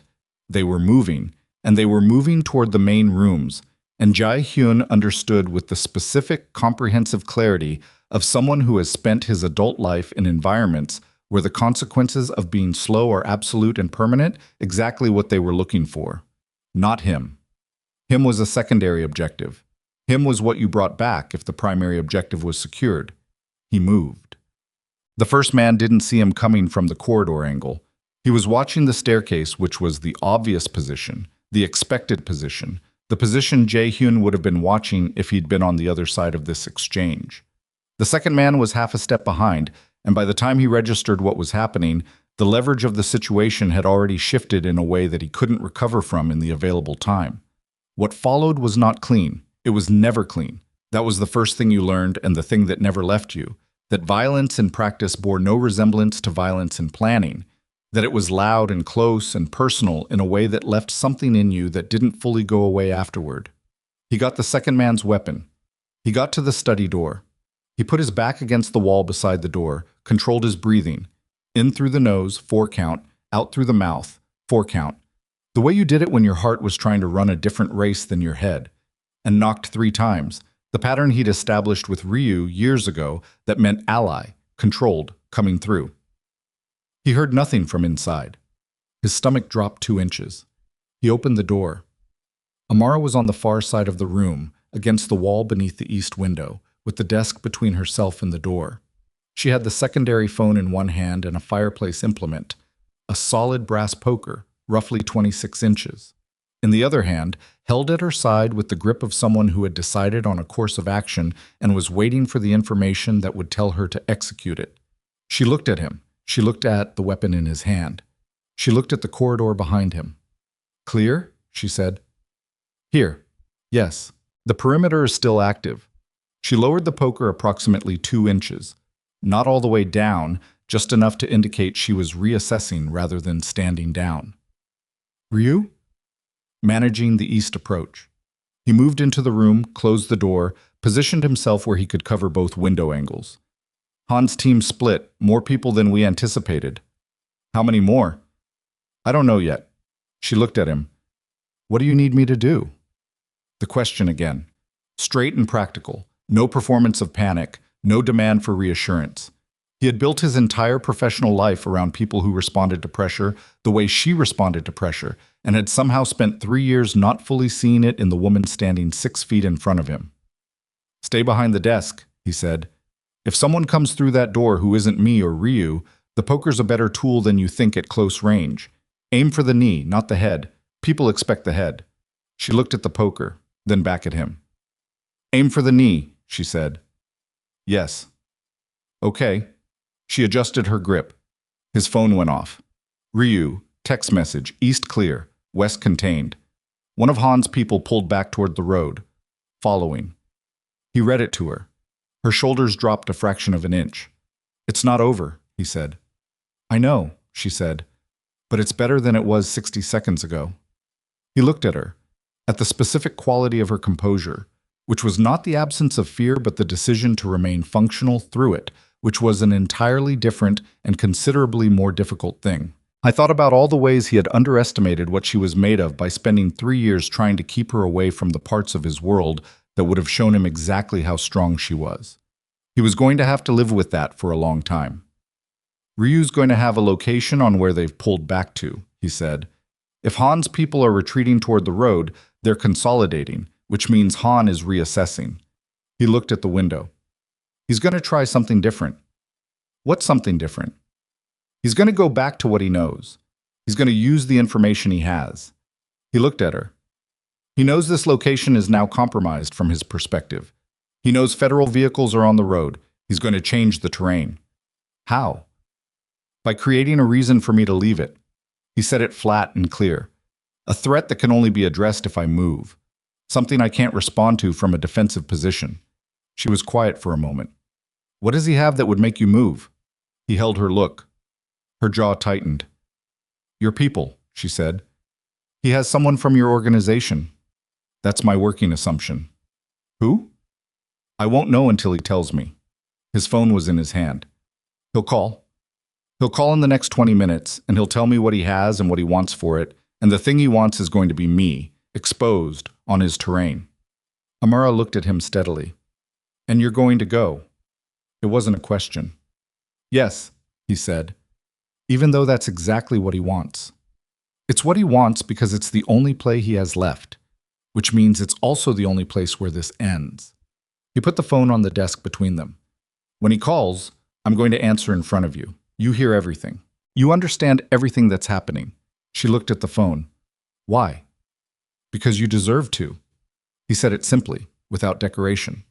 Because I have spent 3 years making decisions in a room you weren't allowed into, and every single one of those decisions led us here. You don't have to be in another room for this one. The house was quiet. Outside, somewhere in the trees, Ryu's people were still moving. The federal vehicles were still making their loops on the road. Somewhere further than that, in the gathering dark of a Long Island evening, a man named Han Seokmin was making his own calculation. The phone on the desk rang at 5:47 precisely. Unknown number. But they both knew. Jae-hyun picked it up, put it on speaker, looked at Amara. She looked back at him. He answered. Kong. Han's voice was unhurried, almost pleasant, the voice of a man making a social call on a Tuesday afternoon. I hope your guests weren't too inconvenient. I apologize for the mess. What do you have? Jae-hyun said. Direct. I've always respected that about you. A brief pause. I have your doctor, Song. He was kind enough to be at his office late this evening. He's fine. I want you to know that, because I need you thinking clearly, not emotionally. Jae-hyun's hand tightened on the phone by a fraction. Amar's eyes went sharp. What do you want? He said. A conversation, face to face. You and I, no seconds, no security, in a location I'll give you in a moment. You come, we talk, we reach a resolution that doesn't require any more of this. Han's voice stayed pleasant. Song goes home. Your property stops being a point of interest, and you and I finally end 11 years of being in each other's way. And if I don't come, then this gets less pleasant for everyone. And I mean everyone, Jae-hyun. I've been patient. I've been reasonable. I've extended every courtesy available to me. For the first time, something moved underneath the pleasantness. Not anger, something flatter and more durable than anger. But I have a limit, and you've found it. Come or don't. The outcome for you is the same either way. The outcome for the people around you is not. He let that land. He was precise about his silences. Han. He used them the way a craftsman uses a specific tool, placing them where they would do the most work. Jae-hyun did not look at Amara. He looked at the window. He looked at the darkening tree line and the last flat light bleeding out of the sky above it. Where? He said. Han gave him an address. Brooklyn waterfront. A decommissioned warehouse complex that Jae-hyun knew. He'd had dealings in that area 8 years ago, knew the layout the way you know the layout of any place where you'd once had to think quickly about how to leave it. 1 hour, Han said. Alone. I'll need 90 minutes. A pause. 75. Fine. Han hung up. The room was quiet. Jae-hyun set the phone down. He looked at Amara. Her face had the expression of a woman who has just watched someone make a decision she understands completely and hates completely in equal measure. "You're going," she said. "Yes." "Alone." "No." He said it with a certainty that didn't ask for her agreement. Not alone, but what Han sees needs to look like alone. What actually moves tonight is different. He picked up the phone, switched to his own line, and called Ryu. Ryu answered immediately. "Song," Jae-hyun said. "I know. I got a report 6 minutes ago. I was going to come to you. Han's people took him from his office around 5. He's alive and stable. Brooklyn waterfront, warehouse complex off Imlay Street. I need everything you have on the interior layout, guard positioning, sight lines. And I need you to reach out to Marcus. Han's operation moves tonight. Not tomorrow, not in 3 weeks. Everything we handed over needs to be activated now. That's not how federal timelines. Make Marcus understand that if they want Han Seok-min, they have one window, and that window is in the next 2 hours." He moved toward the door. "I'm going to get Song out. After I'm out and Han's in federal hands, this is done. And if the federal piece doesn't move fast enough?" Jae-hyun was quiet for 1 second. "Then I finish it myself." He hung up. He turned to Amara. She was standing straight, the poker still in her hand, watching him with an expression that contained more than he had words to name. "Stay in this house," he said. "Ryu will have people here within 10 minutes of me leaving. You do not open any door until you hear his voice specifically. You understand?" She looked at him for a long moment. "Come back," she said. 2 words. No performance in them, no drama. Just the plainest possible version of the thing she was actually saying, which was more complicated than 2 words, and both of them knew it.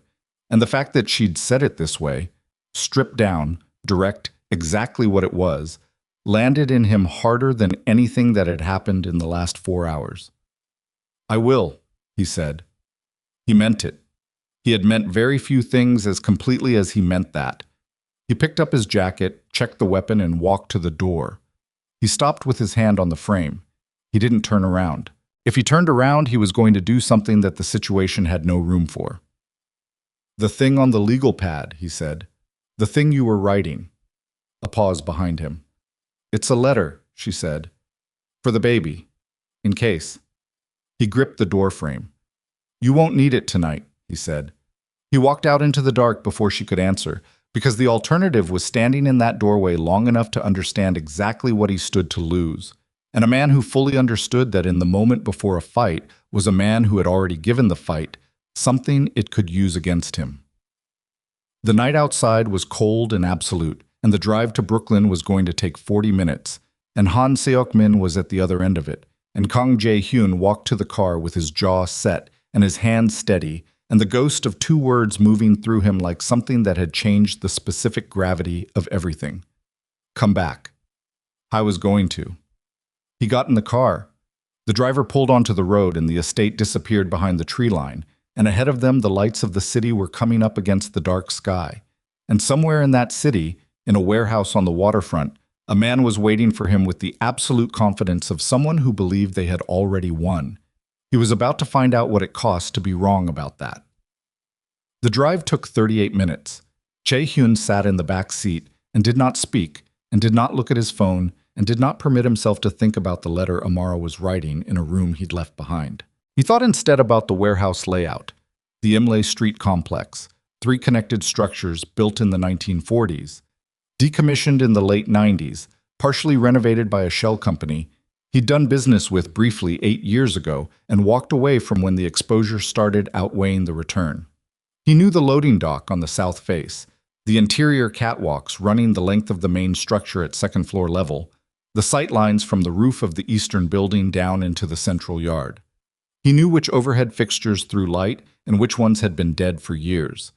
He knew this because he had always made it his business to know the geometry of any space where something important might happen.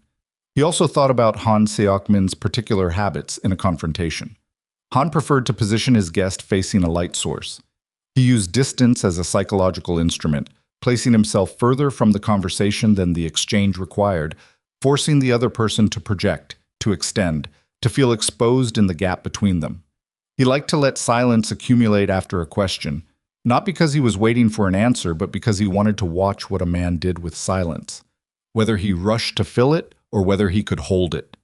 He thought about Song, 61 years old, a man who kept ginger chews in his coat pocket because his wife had asked him to cut back on coffee 8 years ago, and he'd found that ginger occupied the hands without solving the craving, which was the closest thing to a compromise his constitution allowed. A man who had stayed in proximity to Jae-hyun's world for 11 years out of a loyalty that had never been explained in full, and had never needed to be, because the kind of loyalty that requires explanation is usually already partway toward becoming something else.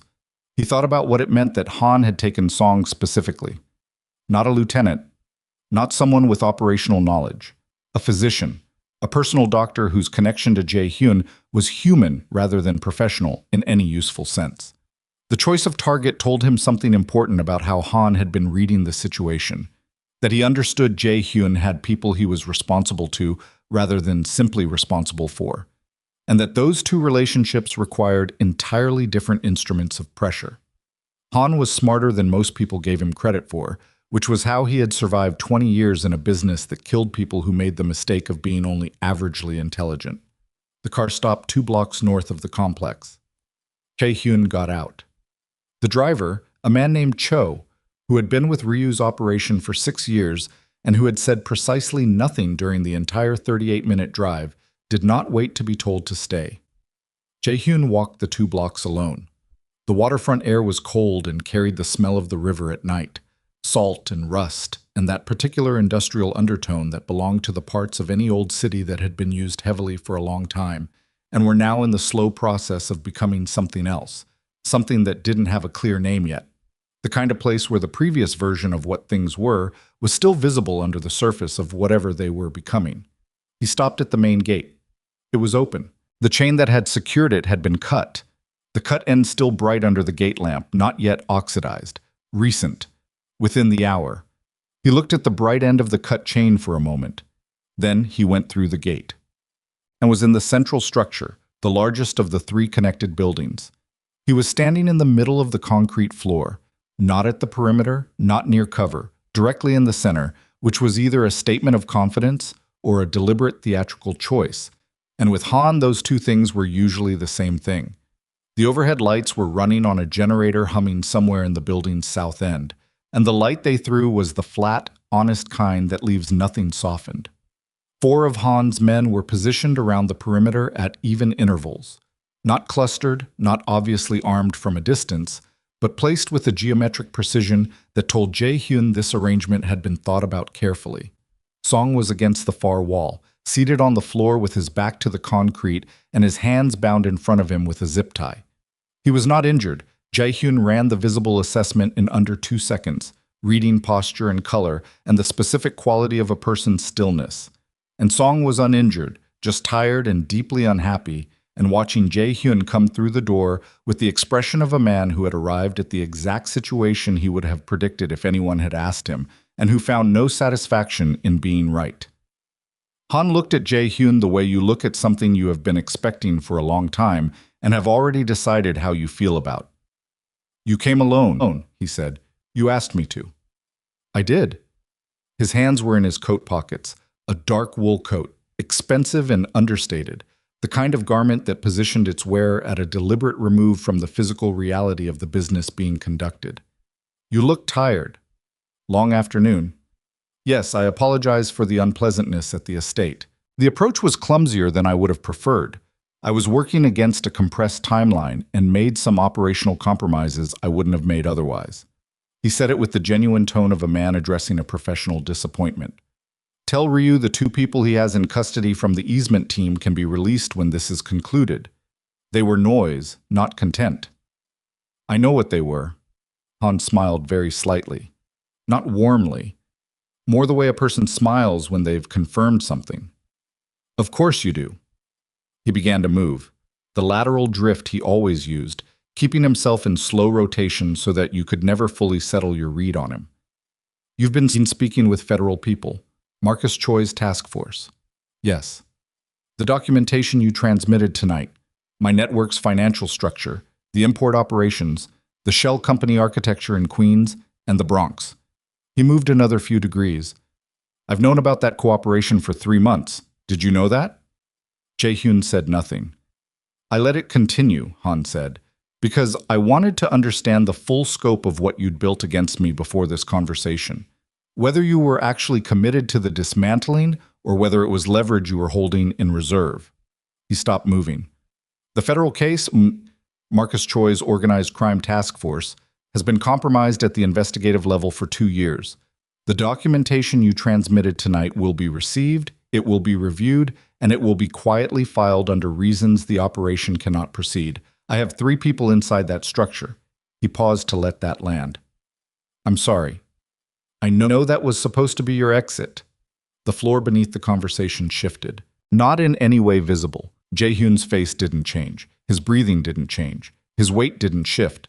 But the shift was real, and Han let the silence following it do exactly what it was designed to do. You've built the entire situation around me believing I had a working federal option, Jae-hyun said. I built the situation around the probability that you would pursue every available avenue before arriving at this meeting, and that arriving here having pursued them would make you more reasonable than arriving here with alternatives intact. Han came to rest in a new position. I'm not here to destroy you. I want you to understand that clearly, because I'm going to make you a proposal, and I need you thinking clearly rather than defensively. Make it. I want the East Side operations, the legitimate businesses, the logistics company, the 2 real estate holdings in Long Island City, the distribution infrastructure you spent 3 years building as a cleaning mechanism that you then decided to actually clean. Han's voice was even and unhurried. I want them transferred in a documented, legitimate manner that doesn't require explanation to anyone. In exchange, your doctor goes home tonight. The woman in Long Island City and the child she's carrying are irrelevant to me from the moment we conclude this agreement. And the 11-year situation between our organizations is finished, completely, with no outstanding obligations on either side. He stopped. He waited. The generator hummed its steady, indifferent note. Somewhere above them in the overhead structure, water was finding its way through old metal, dripping at an irregular interval against the concrete below. Jae-hyun looked at Han. He looked at the 4 perimeter men. He looked at Song, who was watching him from the far wall with the expression of a man who understands that the outcome of the next several minutes will be determined by factors he cannot influence, and is attempting to make his peace with that. Then Jae-hyun looked at the floor, and he thought, not about the businesses, about the information Han had just provided. 3 people inside the federal structure, 2 years. He had let the documentation transmit because he wanted the complete picture, which meant Han didn't know about the other thing. The thing that Jae-hyun had not transmitted to Marcus Choi, the thing that existed separately, in a different architecture, accessible through a different channel. 2 years, Jae-hyun said. Yes.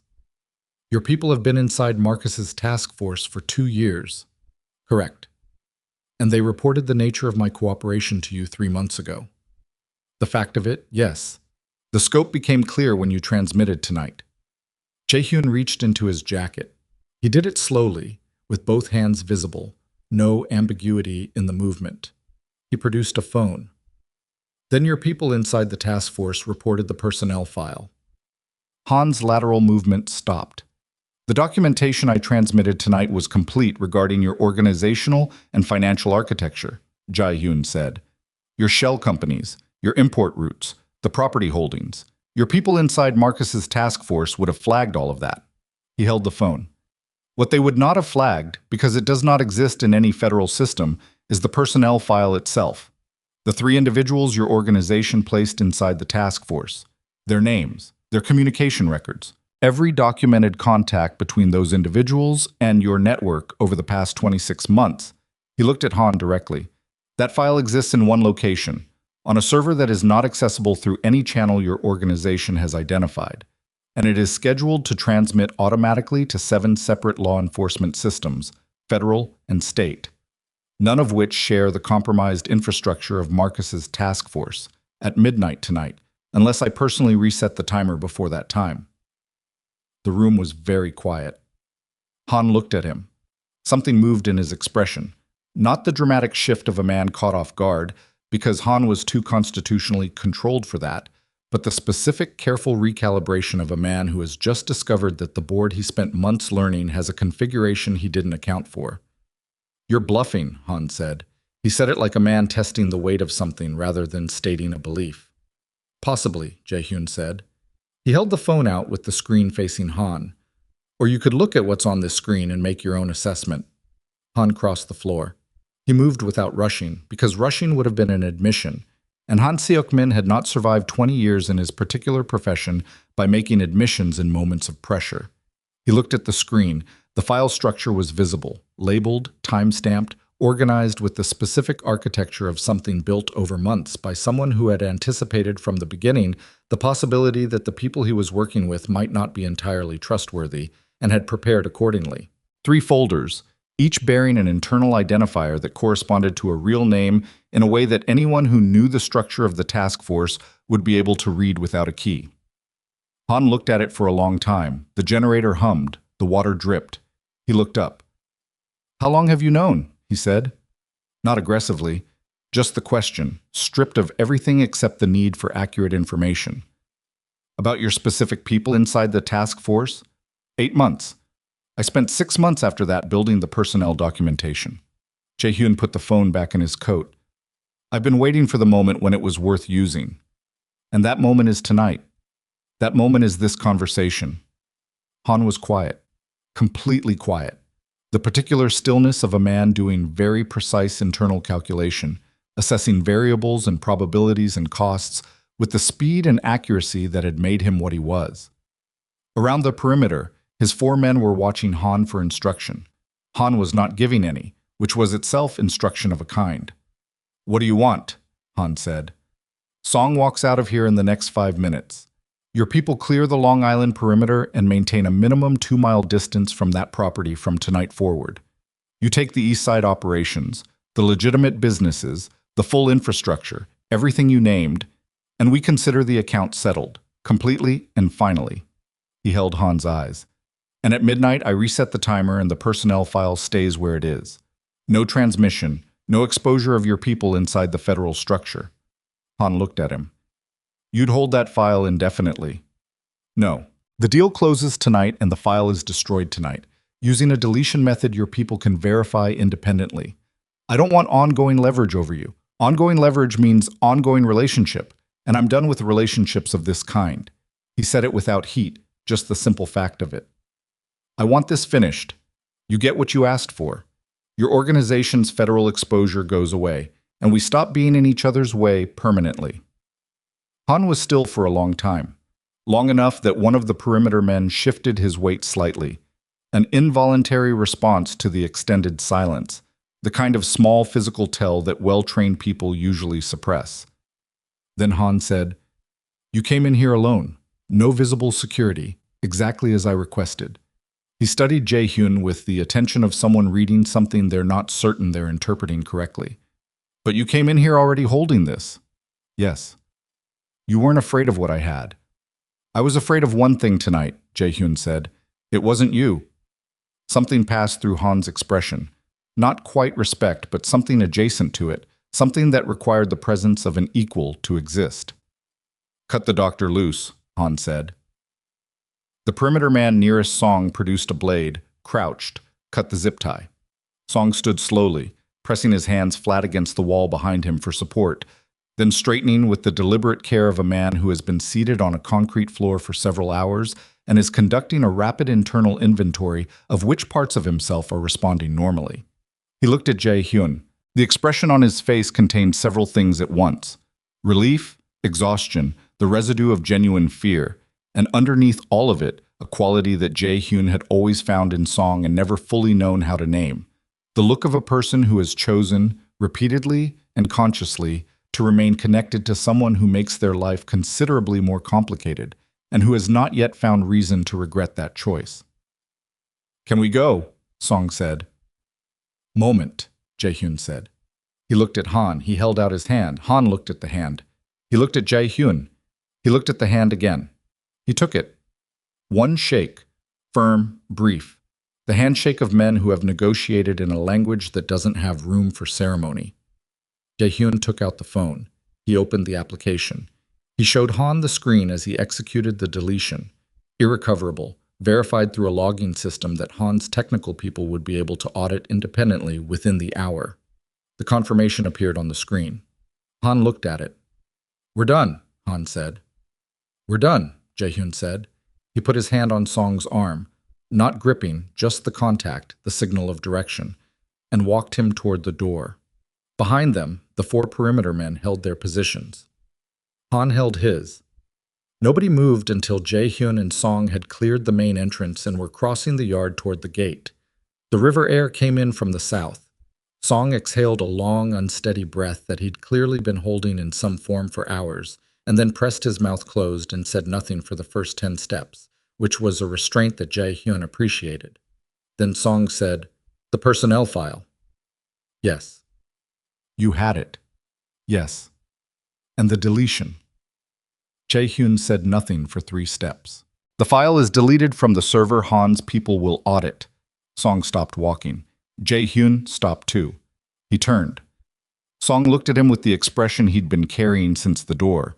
Complicated, honest, too tired to perform anything other than what it actually was. "You made a copy."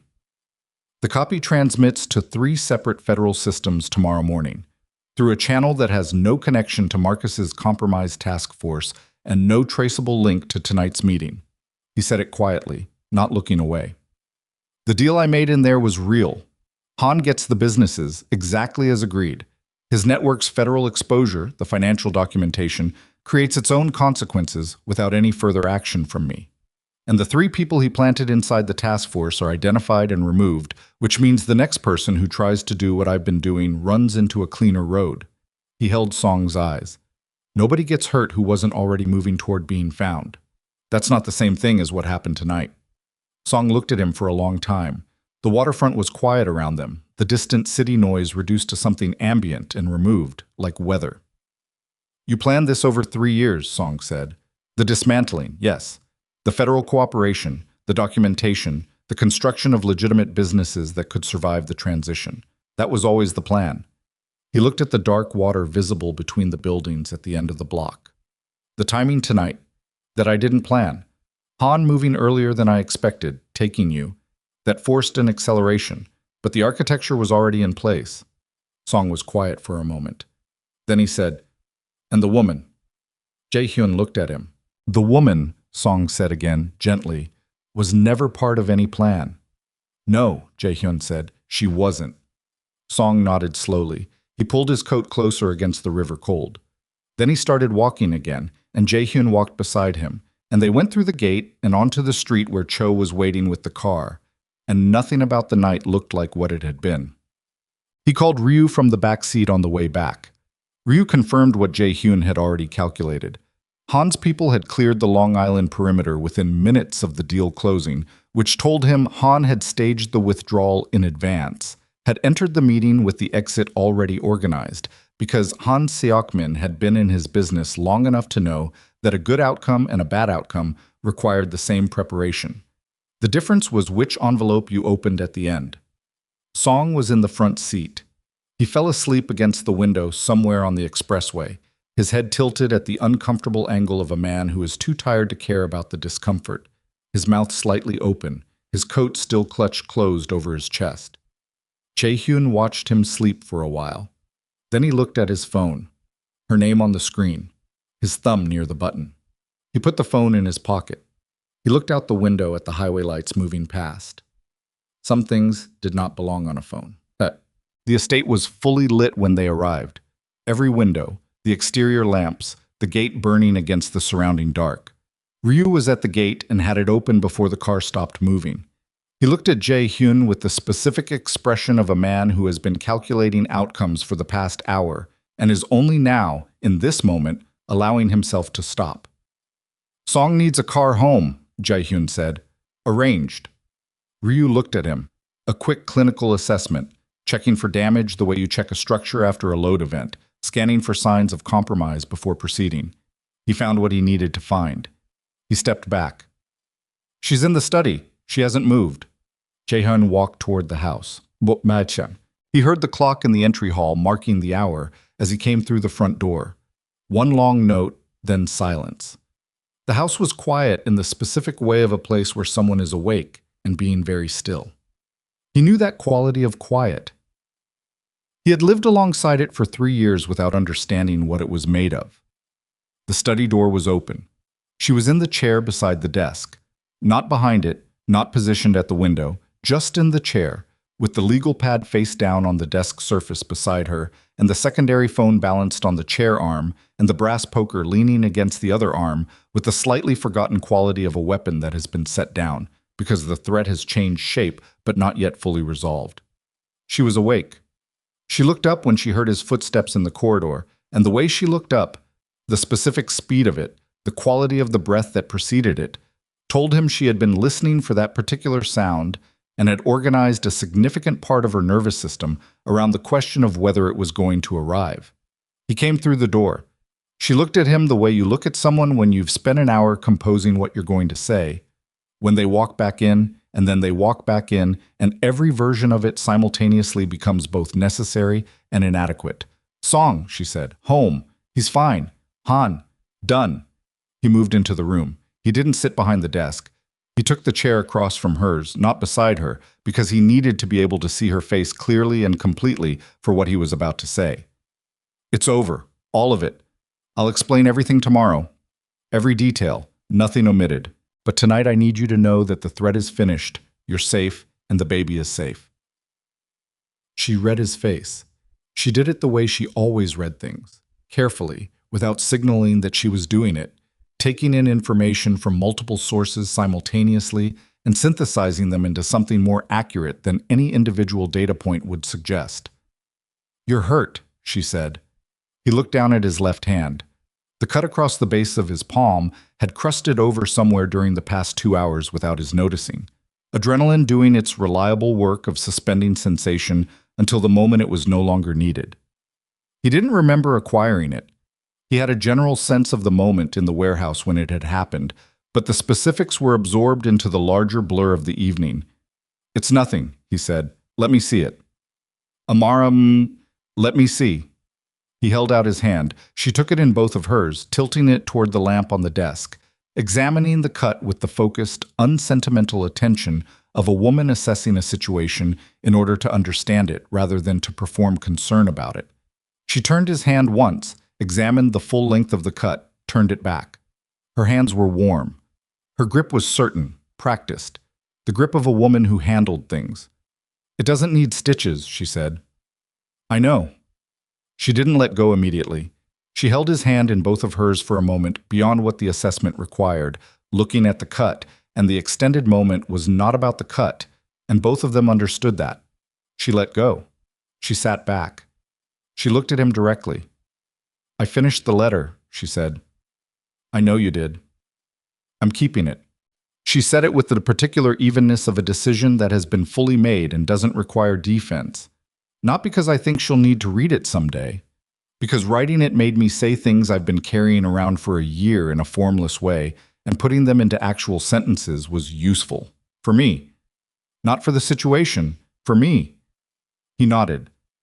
She looked at the window. The night outside was dark and ordinary. I'm not going back to what we were, she said. I need to say that directly, and I need you to hear it without it becoming a conversation about what you're willing to do differently. I'm not... The fact that tonight happened, and that you handled it, and that it's over. That's not payment towards something. That doesn't buy a different ending to the story we already told. She looked back at him. You understand that? Yes. Because I've watched women go back to men who protected them in a crisis and call it love. I've watched them confuse relief with feeling, and I am not willing to do that, because I know what love looks like when it's actually doing the work. And I know what it looks like when it's proximity and history dressed up in the language of something more deliberate. And I spent 3 years trying to figure out which one we were. She paused. I could never get a clear answer, because you were never present, he said. She looked at him. He held her look. He did not look away, which was something he had been practicing. The staying in the room with the difficult thing, the not retreating into management or deflection, the being there while something uncomfortable was fully said.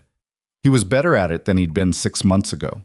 He He was not yet as good at it as he intended to become. I couldn't get a clear answer because I was never present enough for the answer to exist, he said. I was in the same physical space and somewhere else at the same time. And I told myself that was protection, that keeping distance between my interior and yours was how I kept you safe from the parts of my world I couldn't change. But it wasn't protection.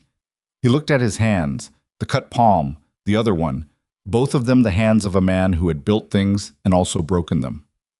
It was easier. Being absent is easier than being seen by someone, because if they see you clearly and they still choose you, that's real. Real things can be lost. I spent my entire professional life eliminating variables that could be lost, and I applied the same logic to the one part of my life where it was the wrong tool entirely. He looked up at her. I lost you anyway. And the thing I'd been trying to protect myself from was the only thing that actually cost me something when it was gone. Amara was quiet. The radiator in the corner, this house had the same model as her Brooklyn apartment. She'd noticed it the first night, some coincidence of the building's era, knocked twice in its particular rhythm, and then went still. She looked at him for a long time. Not reading him this time. She was past reading. She had what she needed to read. This was something different. The look of a woman who has just heard something true and is deciding not what to think about it, but what to do with the fact that it's true. I know you mean that, she said. Yes. That's the part that's complicated. She said it without bitterness, just the honest statement of a problem. If you were performing, I would know. I have always been able to tell when someone is performing sincerity and when they're actually in the room with it. You're in the room with it. She looked at her hands in her lap. And I don't know yet what to do with that. I need time. Not as a negotiating position, actually. I am 31 years old and I am going to have a child in 7 months, and my entire life is in the process of becoming something I haven't finished mapping yet. I cannot make a decision about us inside of that. I'm not asking you to make a decision, he said. She looked up. I'm not asking for anything tonight. He said it quietly, without pressure, without the particular quality of a sentence that is technically saying one thing and structurally asking for another. I wanted to say what I said, out loud, in a room you were in, because I should have said it years ago, and the fact that I'm saying it now doesn't undo what the silence cost. But I didn't want to leave it unsaid anymore. That's the whole of it. She looked at him. Then she said, okay. Not forgiveness, not an opening. Just the acknowledgement that what he'd said had been heard fully and without protective distance, and that it would be carried forward from here into whatever the next days and months and years were going to be. Okay. The simplest word for a complicated thing. He could build from okay. He had built things from less. The next morning, he told her everything. He sat across from her at the kitchen table with 2 cups of coffee between them, and he told her the complete history. Not the version he'd told her in pieces over the previous weeks, but the actual history, the one that included the things that made him look like what he'd been. The decisions that made sense inside the logic of his world and were indefensible outside of it. The specific choices that had led to 3 years of a marriage lived alongside rather than inside. The moment he'd understood the divorce papers were signed and had felt not just the loss of her, but the crystallization of what that loss would cost for the rest of his life. He told her about Park Do-yoon, the full account, every detail, what Park had traded and why, the specific irony of having his protective apparatus become the mechanism of exposure. He told her about the federal cooperation, about Marcus, about the 3 years of documentation that had been built with the intention of dismantling something he'd inherited rather than chosen, and which had been accelerated by events neither of them had fully controlled. He told her about the personnel file, about the copy that had transmitted that morning, about the way Han's planted sources inside the task force had been identified and flagged through a channel that bore no connection to Jae-hyun's own exposure. He told her all of it in the same flat, undecorated way he'd told her the pieces. No performance of confession, no architecture of self-redemption. Just the facts, arranged in their accurate sequence, delivered to a woman who deserved to have them. She listened the way she always listened, completely, without interruption, her coffee getting cold in her hands because she was somewhere other than the act of drinking it. When he was finished, she was quiet for a long time. Park, she said finally. He's gone. You let him go. I told him to leave the property. What he does with whatever comes next is his to manage. She looked at her coffee. He was afraid of something, she said. Whatever Han had on him, he was afraid enough to do what he did. That doesn't make it right. She looked up. But it means he was a person in a bad situation who made the worst choice available to him. That's different from being a person who chose this. He looked at her.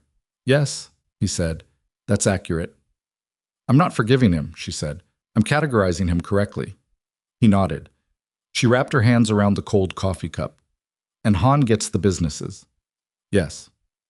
The 3 years of work you put into making them legitimate. Yes. She was quiet for a moment. Does that bother you? He thought about it honestly rather than reflexively. Less than I expected it to, he said. The businesses were a mechanism, a way to build something that didn't require the other thing to sustain it. Untaking the mechanism doesn't undo what the process of building it did, which was change what I was doing with my days and my thinking for 3 years. He looked out the window. I'll build something else. I know how to build things. She looked at him. Something in her expression shifted, not dramatically, but in the way that small, genuine shifts happen, which is without announcement. Yes, she said. You do. In the weeks that followed, the architecture of what had happened became visible in the way that things become visible after a storm. The damage first, and then beneath the damage, the structure of what had survived. Han Seok-min's financial network began receiving federal attention within 24 hours of the personnel file transmission. The 3 people he'd placed inside the organized crime task force were identified over the following 10 days through a process that required no participation from Jae-hyun and left no visible trace of where the information had originated. Han's import operations, already documented in the material Jae-hyun had provided, became the basis of an investigation that proceeded without the obstruction that had previously made it impossible. The shell company architecture began to collapse in the methodical way that financial structures collapse when the keystone is removed, one holding company at a time, each failure making the next one easier to find. Han himself was gone from New York within 3 weeks of the warehouse meeting. Not arrested, not yet, though that was a question of time rather than outcome. He simply stopped being a presence in the city one day, the way certain kinds of dangerous things stop being present, not with a clear ending, but with an absence that gradually becomes easier to see around. The East Side businesses transferred cleanly, exactly as agreed. Jae-hyun signed the documentation with the same unhurried signature he signed everything else, and did not permit himself to feel the loss of them more than was accurate, which was less than he'd expected. The legitimate infrastructure was gone. What remained was the knowledge of how it had been built, and the relationships he'd cultivated in that world, and the particular credibility that accrues to a person who has moved from one kind of life to another, and has the scars to show that the transition was real. He started something new. Smaller, slower, without the resources of the previous operation but also without its obligations. A logistics consulting firm, the kind of business that required the same skills he'd spent 15 years developing in a different context, applied to problems that didn't require him to be unreachable to certain kinds of phone calls. He worked out of a small office in Manhattan that had insufficient air circulation and a view of the building across the street and a coffee maker that had been broken since the second day and which he kept meaning to replace, and which he found himself not minding the way he'd expected to mind it, because there was something about the ordinary friction of ordinary problems that had a quality he hadn't encountered before in his working life, the quality of being proportionate to the actual stakes involved. He went to Amara's prenatal appointments. The first one, she hadn't asked him. He'd known the date from a calendar she'd left visible on the kitchen table during a visit, and he'd shown up at the clinic 20 minutes early and was sitting in the waiting room when she arrived, which she registered without comment and processed visibly over the next several minutes in the way she processed most things, privately, thoroughly, and without giving the processing more space than it required. The second appointment, she sent him the time in a text that said, "Only Tuesday 10, if you want." He showed up 15 minutes early. He sat in those waiting rooms with a paper cup of something that approximated coffee, and he read whatever information was available, and he listened carefully to what the doctors said, and he asked questions that were specific and occasionally more detailed than the doctors expected, which on the third visit made Amara look at him sideways and then away quickly, in the particular way she looked away when something had pleased her, and she wasn't ready to let it be visible. He noticed. He said nothing. He filed it in the category of things that were his to carry without making them her responsibility to manage. He learned to make tea. Not the brand or the steeping time. He already knew those, had known them for longer than he'd done anything with the knowledge. He learned the actual ritual of it, the specific temperature, the way she drank it too hot, and waited 4 minutes before drinking it, and then drank it at a temperature she'd call fine, and which he knew was still hotter than comfortable because he'd watched her do it for 3 years, and the pattern was unmistakable. He made the tea the way she actually drank it, set it in front of her without comment, and let it be exactly what it was. A small, specific attention, no more or less than that. She wrapped both hands around the cup each time. She looked at him each time. She said nothing each time. He learned what nothing meant when she said it that way. They talked more than they had in 3 years of marriage. Not about the large things. The large things would take years, and he understood that and had stopped approaching them as problems requiring resolution. They talked about her clients, about a supply chain dispute she'd been mediating between 2 companies that reminded her, she said, of the way certain long-married couples argued, with such practiced precision that both people knew exactly which words were going to land hardest and deployed them anyway. They talked about what she was reading, which was different from what she'd read when they were together, darker and more interested in failure and what people did with it. They talked about her mother, who called 3 times a week, and whose opinions about names arrived in the form of comments so oblique they required interpretation. He told her things, small, undramatic, accurate things about what his life had actually looked like from the inside. The specific exhaustion of being the person who made decisions that couldn't be appealed. The strange isolation of a room where everyone agrees with you. The way he'd learned to sleep in short intervals because sustained unconsciousness had always felt, in the world he'd moved through, like an exposure he couldn't afford. He told her about the first time he'd understood his father's organization was not a thing he'd chosen, but a thing he'd inherited, and the much longer time it had taken him to understand that inheritance was not the same as identity. She listened. She didn't offer solutions or validation. She just listened with the full present quality of someone who is actually in the room with what they're hearing. And he understood for the first time, in the experience of being heard that way, what he'd withheld from her for 3 years by never being fully present enough to make that kind of listening possible between them. Amara went into labor on a Tuesday morning. The labor lasted 14 hours. Chae-hyun had read about labor. He had read about it the way he prepared for any situation he couldn't control, thoroughly, with the hope that understanding would create some approximation of management. He had known, intellectually, that 14 hours was within the normal range. He had not understood, before being inside the reality of those 14 hours, the specific texture of what it meant to be present for something, where presence was the only available action and presence was not enough, and you stayed anyway. She did not ask for management or commentary or any of the instincts that were his reflex. She asked, at specific intervals, for her hand to be held, and then at other intervals for space, and the communication was direct, and she meant exactly what she said and no more. And his job was to hear it accurately and respond accordingly. He did this imperfectly. There were moments when he overstepped, when the helplessness pushed him toward some gesture of control that she declined with a single look, and he pulled back and adjusted without making his adjustment her problem. He did this repeatedly. The adjusting was the entirety of what was required. She was, in those 14 hours, the most completely herself he had ever seen her, stripped of every social overlay, operating entirely from the core of what she actually was, which was immovable and specific, and so fundamentally her own that watching it was like being shown something he'd been in proximity to for years without fully seeing. He had spent 3 years trying to protect her from the difficult parts of his world.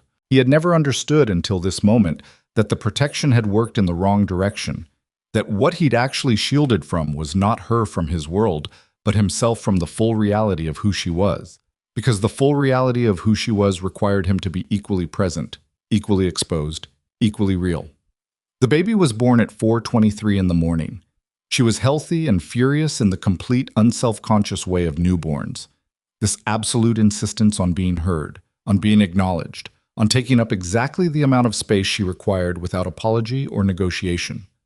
When the nurse placed her in Jae-hyun's arms, he held her with the careful precision of a man who understands that the thing he's holding is the most important thing he will ever hold, and whose hands, which had done many things over many years, not all of them things he could stand behind, were being asked to do something entirely different now, and who was, in this specific moment, completely adequate to the task. She was real, Not in the sense of doubting it, in the sense of understanding it completely for the first time. This was a person. A new, complete, entire person who had not existed 8 months ago and was now existing with full commitment, and who was both something he and Amara had made together and something utterly and irreducibly herself. He held her and looked at her and thought, with the specific clarity of exhaustion and relief combined into something that didn't have another name. I'm going to spend the rest of my life making sure you know what it feels like to be seen. He looked up at Amara. She was watching him. She was very tired. The beautiful, stripped clean tired that comes after something enormous, when the body is done with the extraordinary and is beginning the return to ordinary. Her eyes were clear. She looked at him holding the baby, and her expression was the one he'd learned over the past months to read with some accuracy. Not fully open, not fully withheld. The expression of a woman who is feeling something true and has not yet decided how much of it to give room. She needs a name, Amara said. We said together. I've been thinking. She looked at the baby in his arms, at the small face, the furious precision of a new person insisting on her own existence. Nari. He looked at the name. He looked at her. Korean. Yes. Her voice was even. No statement being made, no flag being planted, just the considered choice of a woman who thinks carefully about what things mean. She should have both. She's going to carry both in her face and in her name and in whatever she becomes. She might as well start with a name that knows what she is. He looked down at the baby. At Nari, the name landing on her and fitting in the way that names fit when they're right, when they're not being applied, but recognized. Nari, he said. He said it quietly, like a fact being confirmed rather than a decision being made. Okay, he said.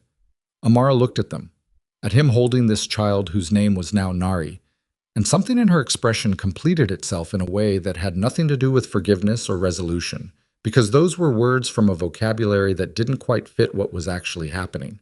It was something quieter than those words. Something that had been growing in the space between them for months, slowly, in the way of things that build themselves from consistent small acts rather than single dramatic gestures.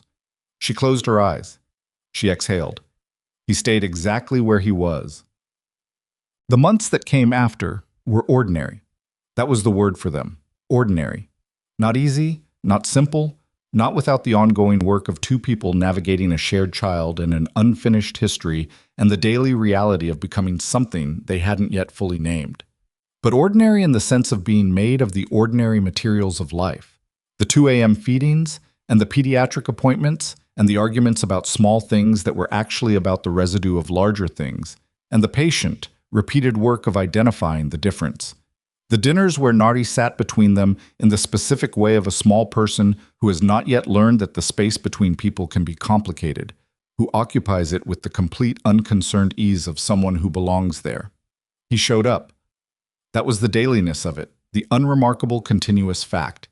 He showed up for the things that mattered and the things that didn't appear to matter but were actually where the work happened. The Tuesday grocery run, the Saturday mornings when Amara was on a client call and needed someone to be with Nari without it requiring coordination or gratitude or acknowledgement. He showed up without making his showing up a thing that required noticing.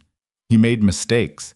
He overstepped when she needed space and withdrew when she needed him close, and sometimes couldn't read the difference quickly enough, and she told him, directly and without excessive patience, when he'd gotten it wrong. He listened. He didn't defend. He adjusted and sometimes adjusted incorrectly and adjusted again. He had been very good for most of his adult life at being right the first time, and learning to be useful through iteration rather than accuracy was the hardest thing he'd done in years. And he did it anyway because the alternative, stopping, protecting himself from the exposure of being wrong, was the choice that had already cost him everything once. Trust grew. Slowly, in the particular way of something real, not in declarations but in the accumulation of instances, each one small and specific. The time he remembered, without being reminded, that her client meeting ran long on Thursdays and arranged for food to be there when she got home. The time he stayed up until 2 in the morning reading about a pregnancy complication her doctor had mentioned as low risk and had questions ready at the next appointment that the doctor described as unusually well informed. The time Nari was sick and he sat on the floor of the nursery for 4 hours because Amara had finally fallen asleep, and he would not let the space next to the crib be empty. Amara saw all of it. She saw it, and she absorbed it, and she did not convert it into a decision before she was ready, and he did not ask her to, and the not asking was itself part of what was being built. One spring afternoon, when Nari was 4 months old, and the city had remembered it was supposed to be warm, Amara said she wanted to go back to the Brooklyn apartment. Not to stay, just to go. She didn't explain why, and he didn't ask. They drove out in the early afternoon, Amara in the passenger seat with Nari in the carrier against her chest, Jae-hyun driving through the specific Saturday traffic of the BQE, which moved with its own particular logic, and which he had learned in recent months to navigate with something closer to patience than he'd previously been capable of. The three of them in the car in the kind of quiet that doesn't need filling, that exists between people who have been through enough together that silence has stopped being a space where something is missing. The building on the block in Brooklyn looked exactly as it had. Why wouldn't it? Time had passed for them in ways that had no visible analog in brick and glass. The same facade, the same entry lamp. The green plastic keyring that she'd returned to the super before moving to a larger apartment was probably in a drawer somewhere inside, waiting for the next person who would hold it and feel, for a moment, the specific provisional quality of a life in the process of becoming itself. She stood on the sidewalk and looked at the building. Nari, awake in the carrier, looked at the building too, with the full-body attention she gave to everything, this complete, undiscriminating interest in the world. "It looks smaller," Amara said. He stood beside her. "Or you got bigger." She looked at him sideways. "Don't be profound about my apartment building. I'm making an observation." She looked back at the building. Something moved through her expression. Something that required both the past and the present to exist, that was made of the specific distance between where she had stood 6 months ago and where she was standing now, and the fact that the distance was not erasure, but accumulation. "I was frightened in that apartment," she said. "I didn't let myself know that at the time. There was too much to manage." She looked up at the third-floor window, the one with the eastern light, the one she'd stood at in the early weeks when she was working out whether the vitamins and the ginger tea and the camera upgrade were his doing. "But I was frightened, and I did it anyway, and that matters. Not because it was remarkable. It wasn't remarkable. Women do it alone every day." She looked down at Nari, who was looking at the building with the expression of someone who intends to have opinions about it as soon as the relevant vocabulary is available. "I want her to know that when she's old enough to understand it. That her mother was frightened and did it anyway. That doing it anyway is not the absence of fear. It's just the choice you make when the other choice is not acceptable." He was quiet. He let it be what it was. "That's who I want her to see when she looks at me," Amara said. "Not someone who had everything handled. Someone who was frightened and kept going." He looked at her profile, at the specific quality of her face in the afternoon light, the planes of it, the steadiness of her gaze, the way she held herself when she was saying something she had thought about carefully and had decided deserved to be said out loud.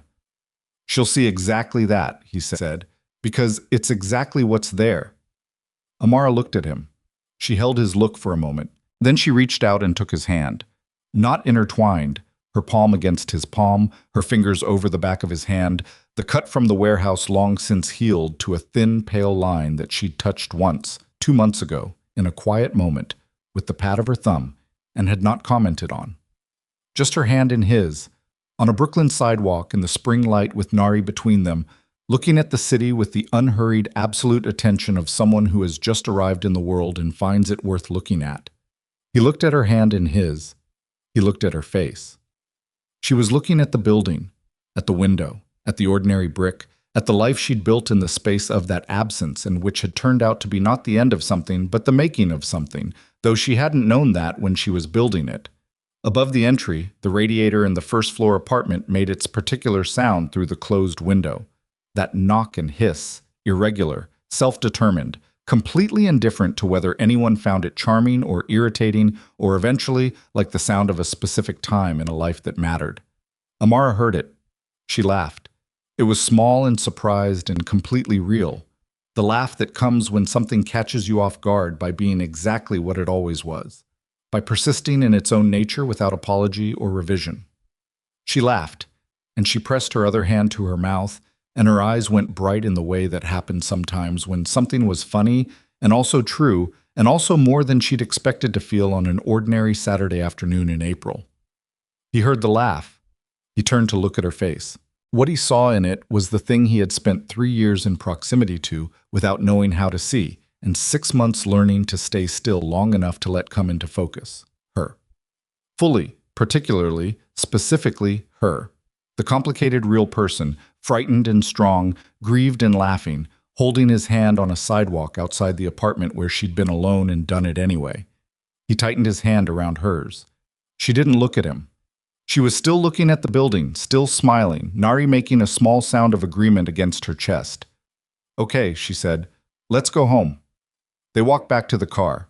Hand in hand, Nari between them, the spring light coming down at the angle. It always did that time of year, low and honest and not trying to make anything more than what it was. The city moved around them the way the city always moved, indifferent and alive and full of people carrying the ordinary weight of their ordinary lives, doing the continuous work of choosing who they were going to be in the space between what had happened to them and what came next. He drove them home through the ordinary Saturday traffic. Nothing about it looked like the end of a war. It looked like an afternoon, like the specific, unremarkable texture of a life that has come through something and found, on the other side, that what remains is worth the staying. That was enough. That was, in the end, the whole of it. That was more than enough.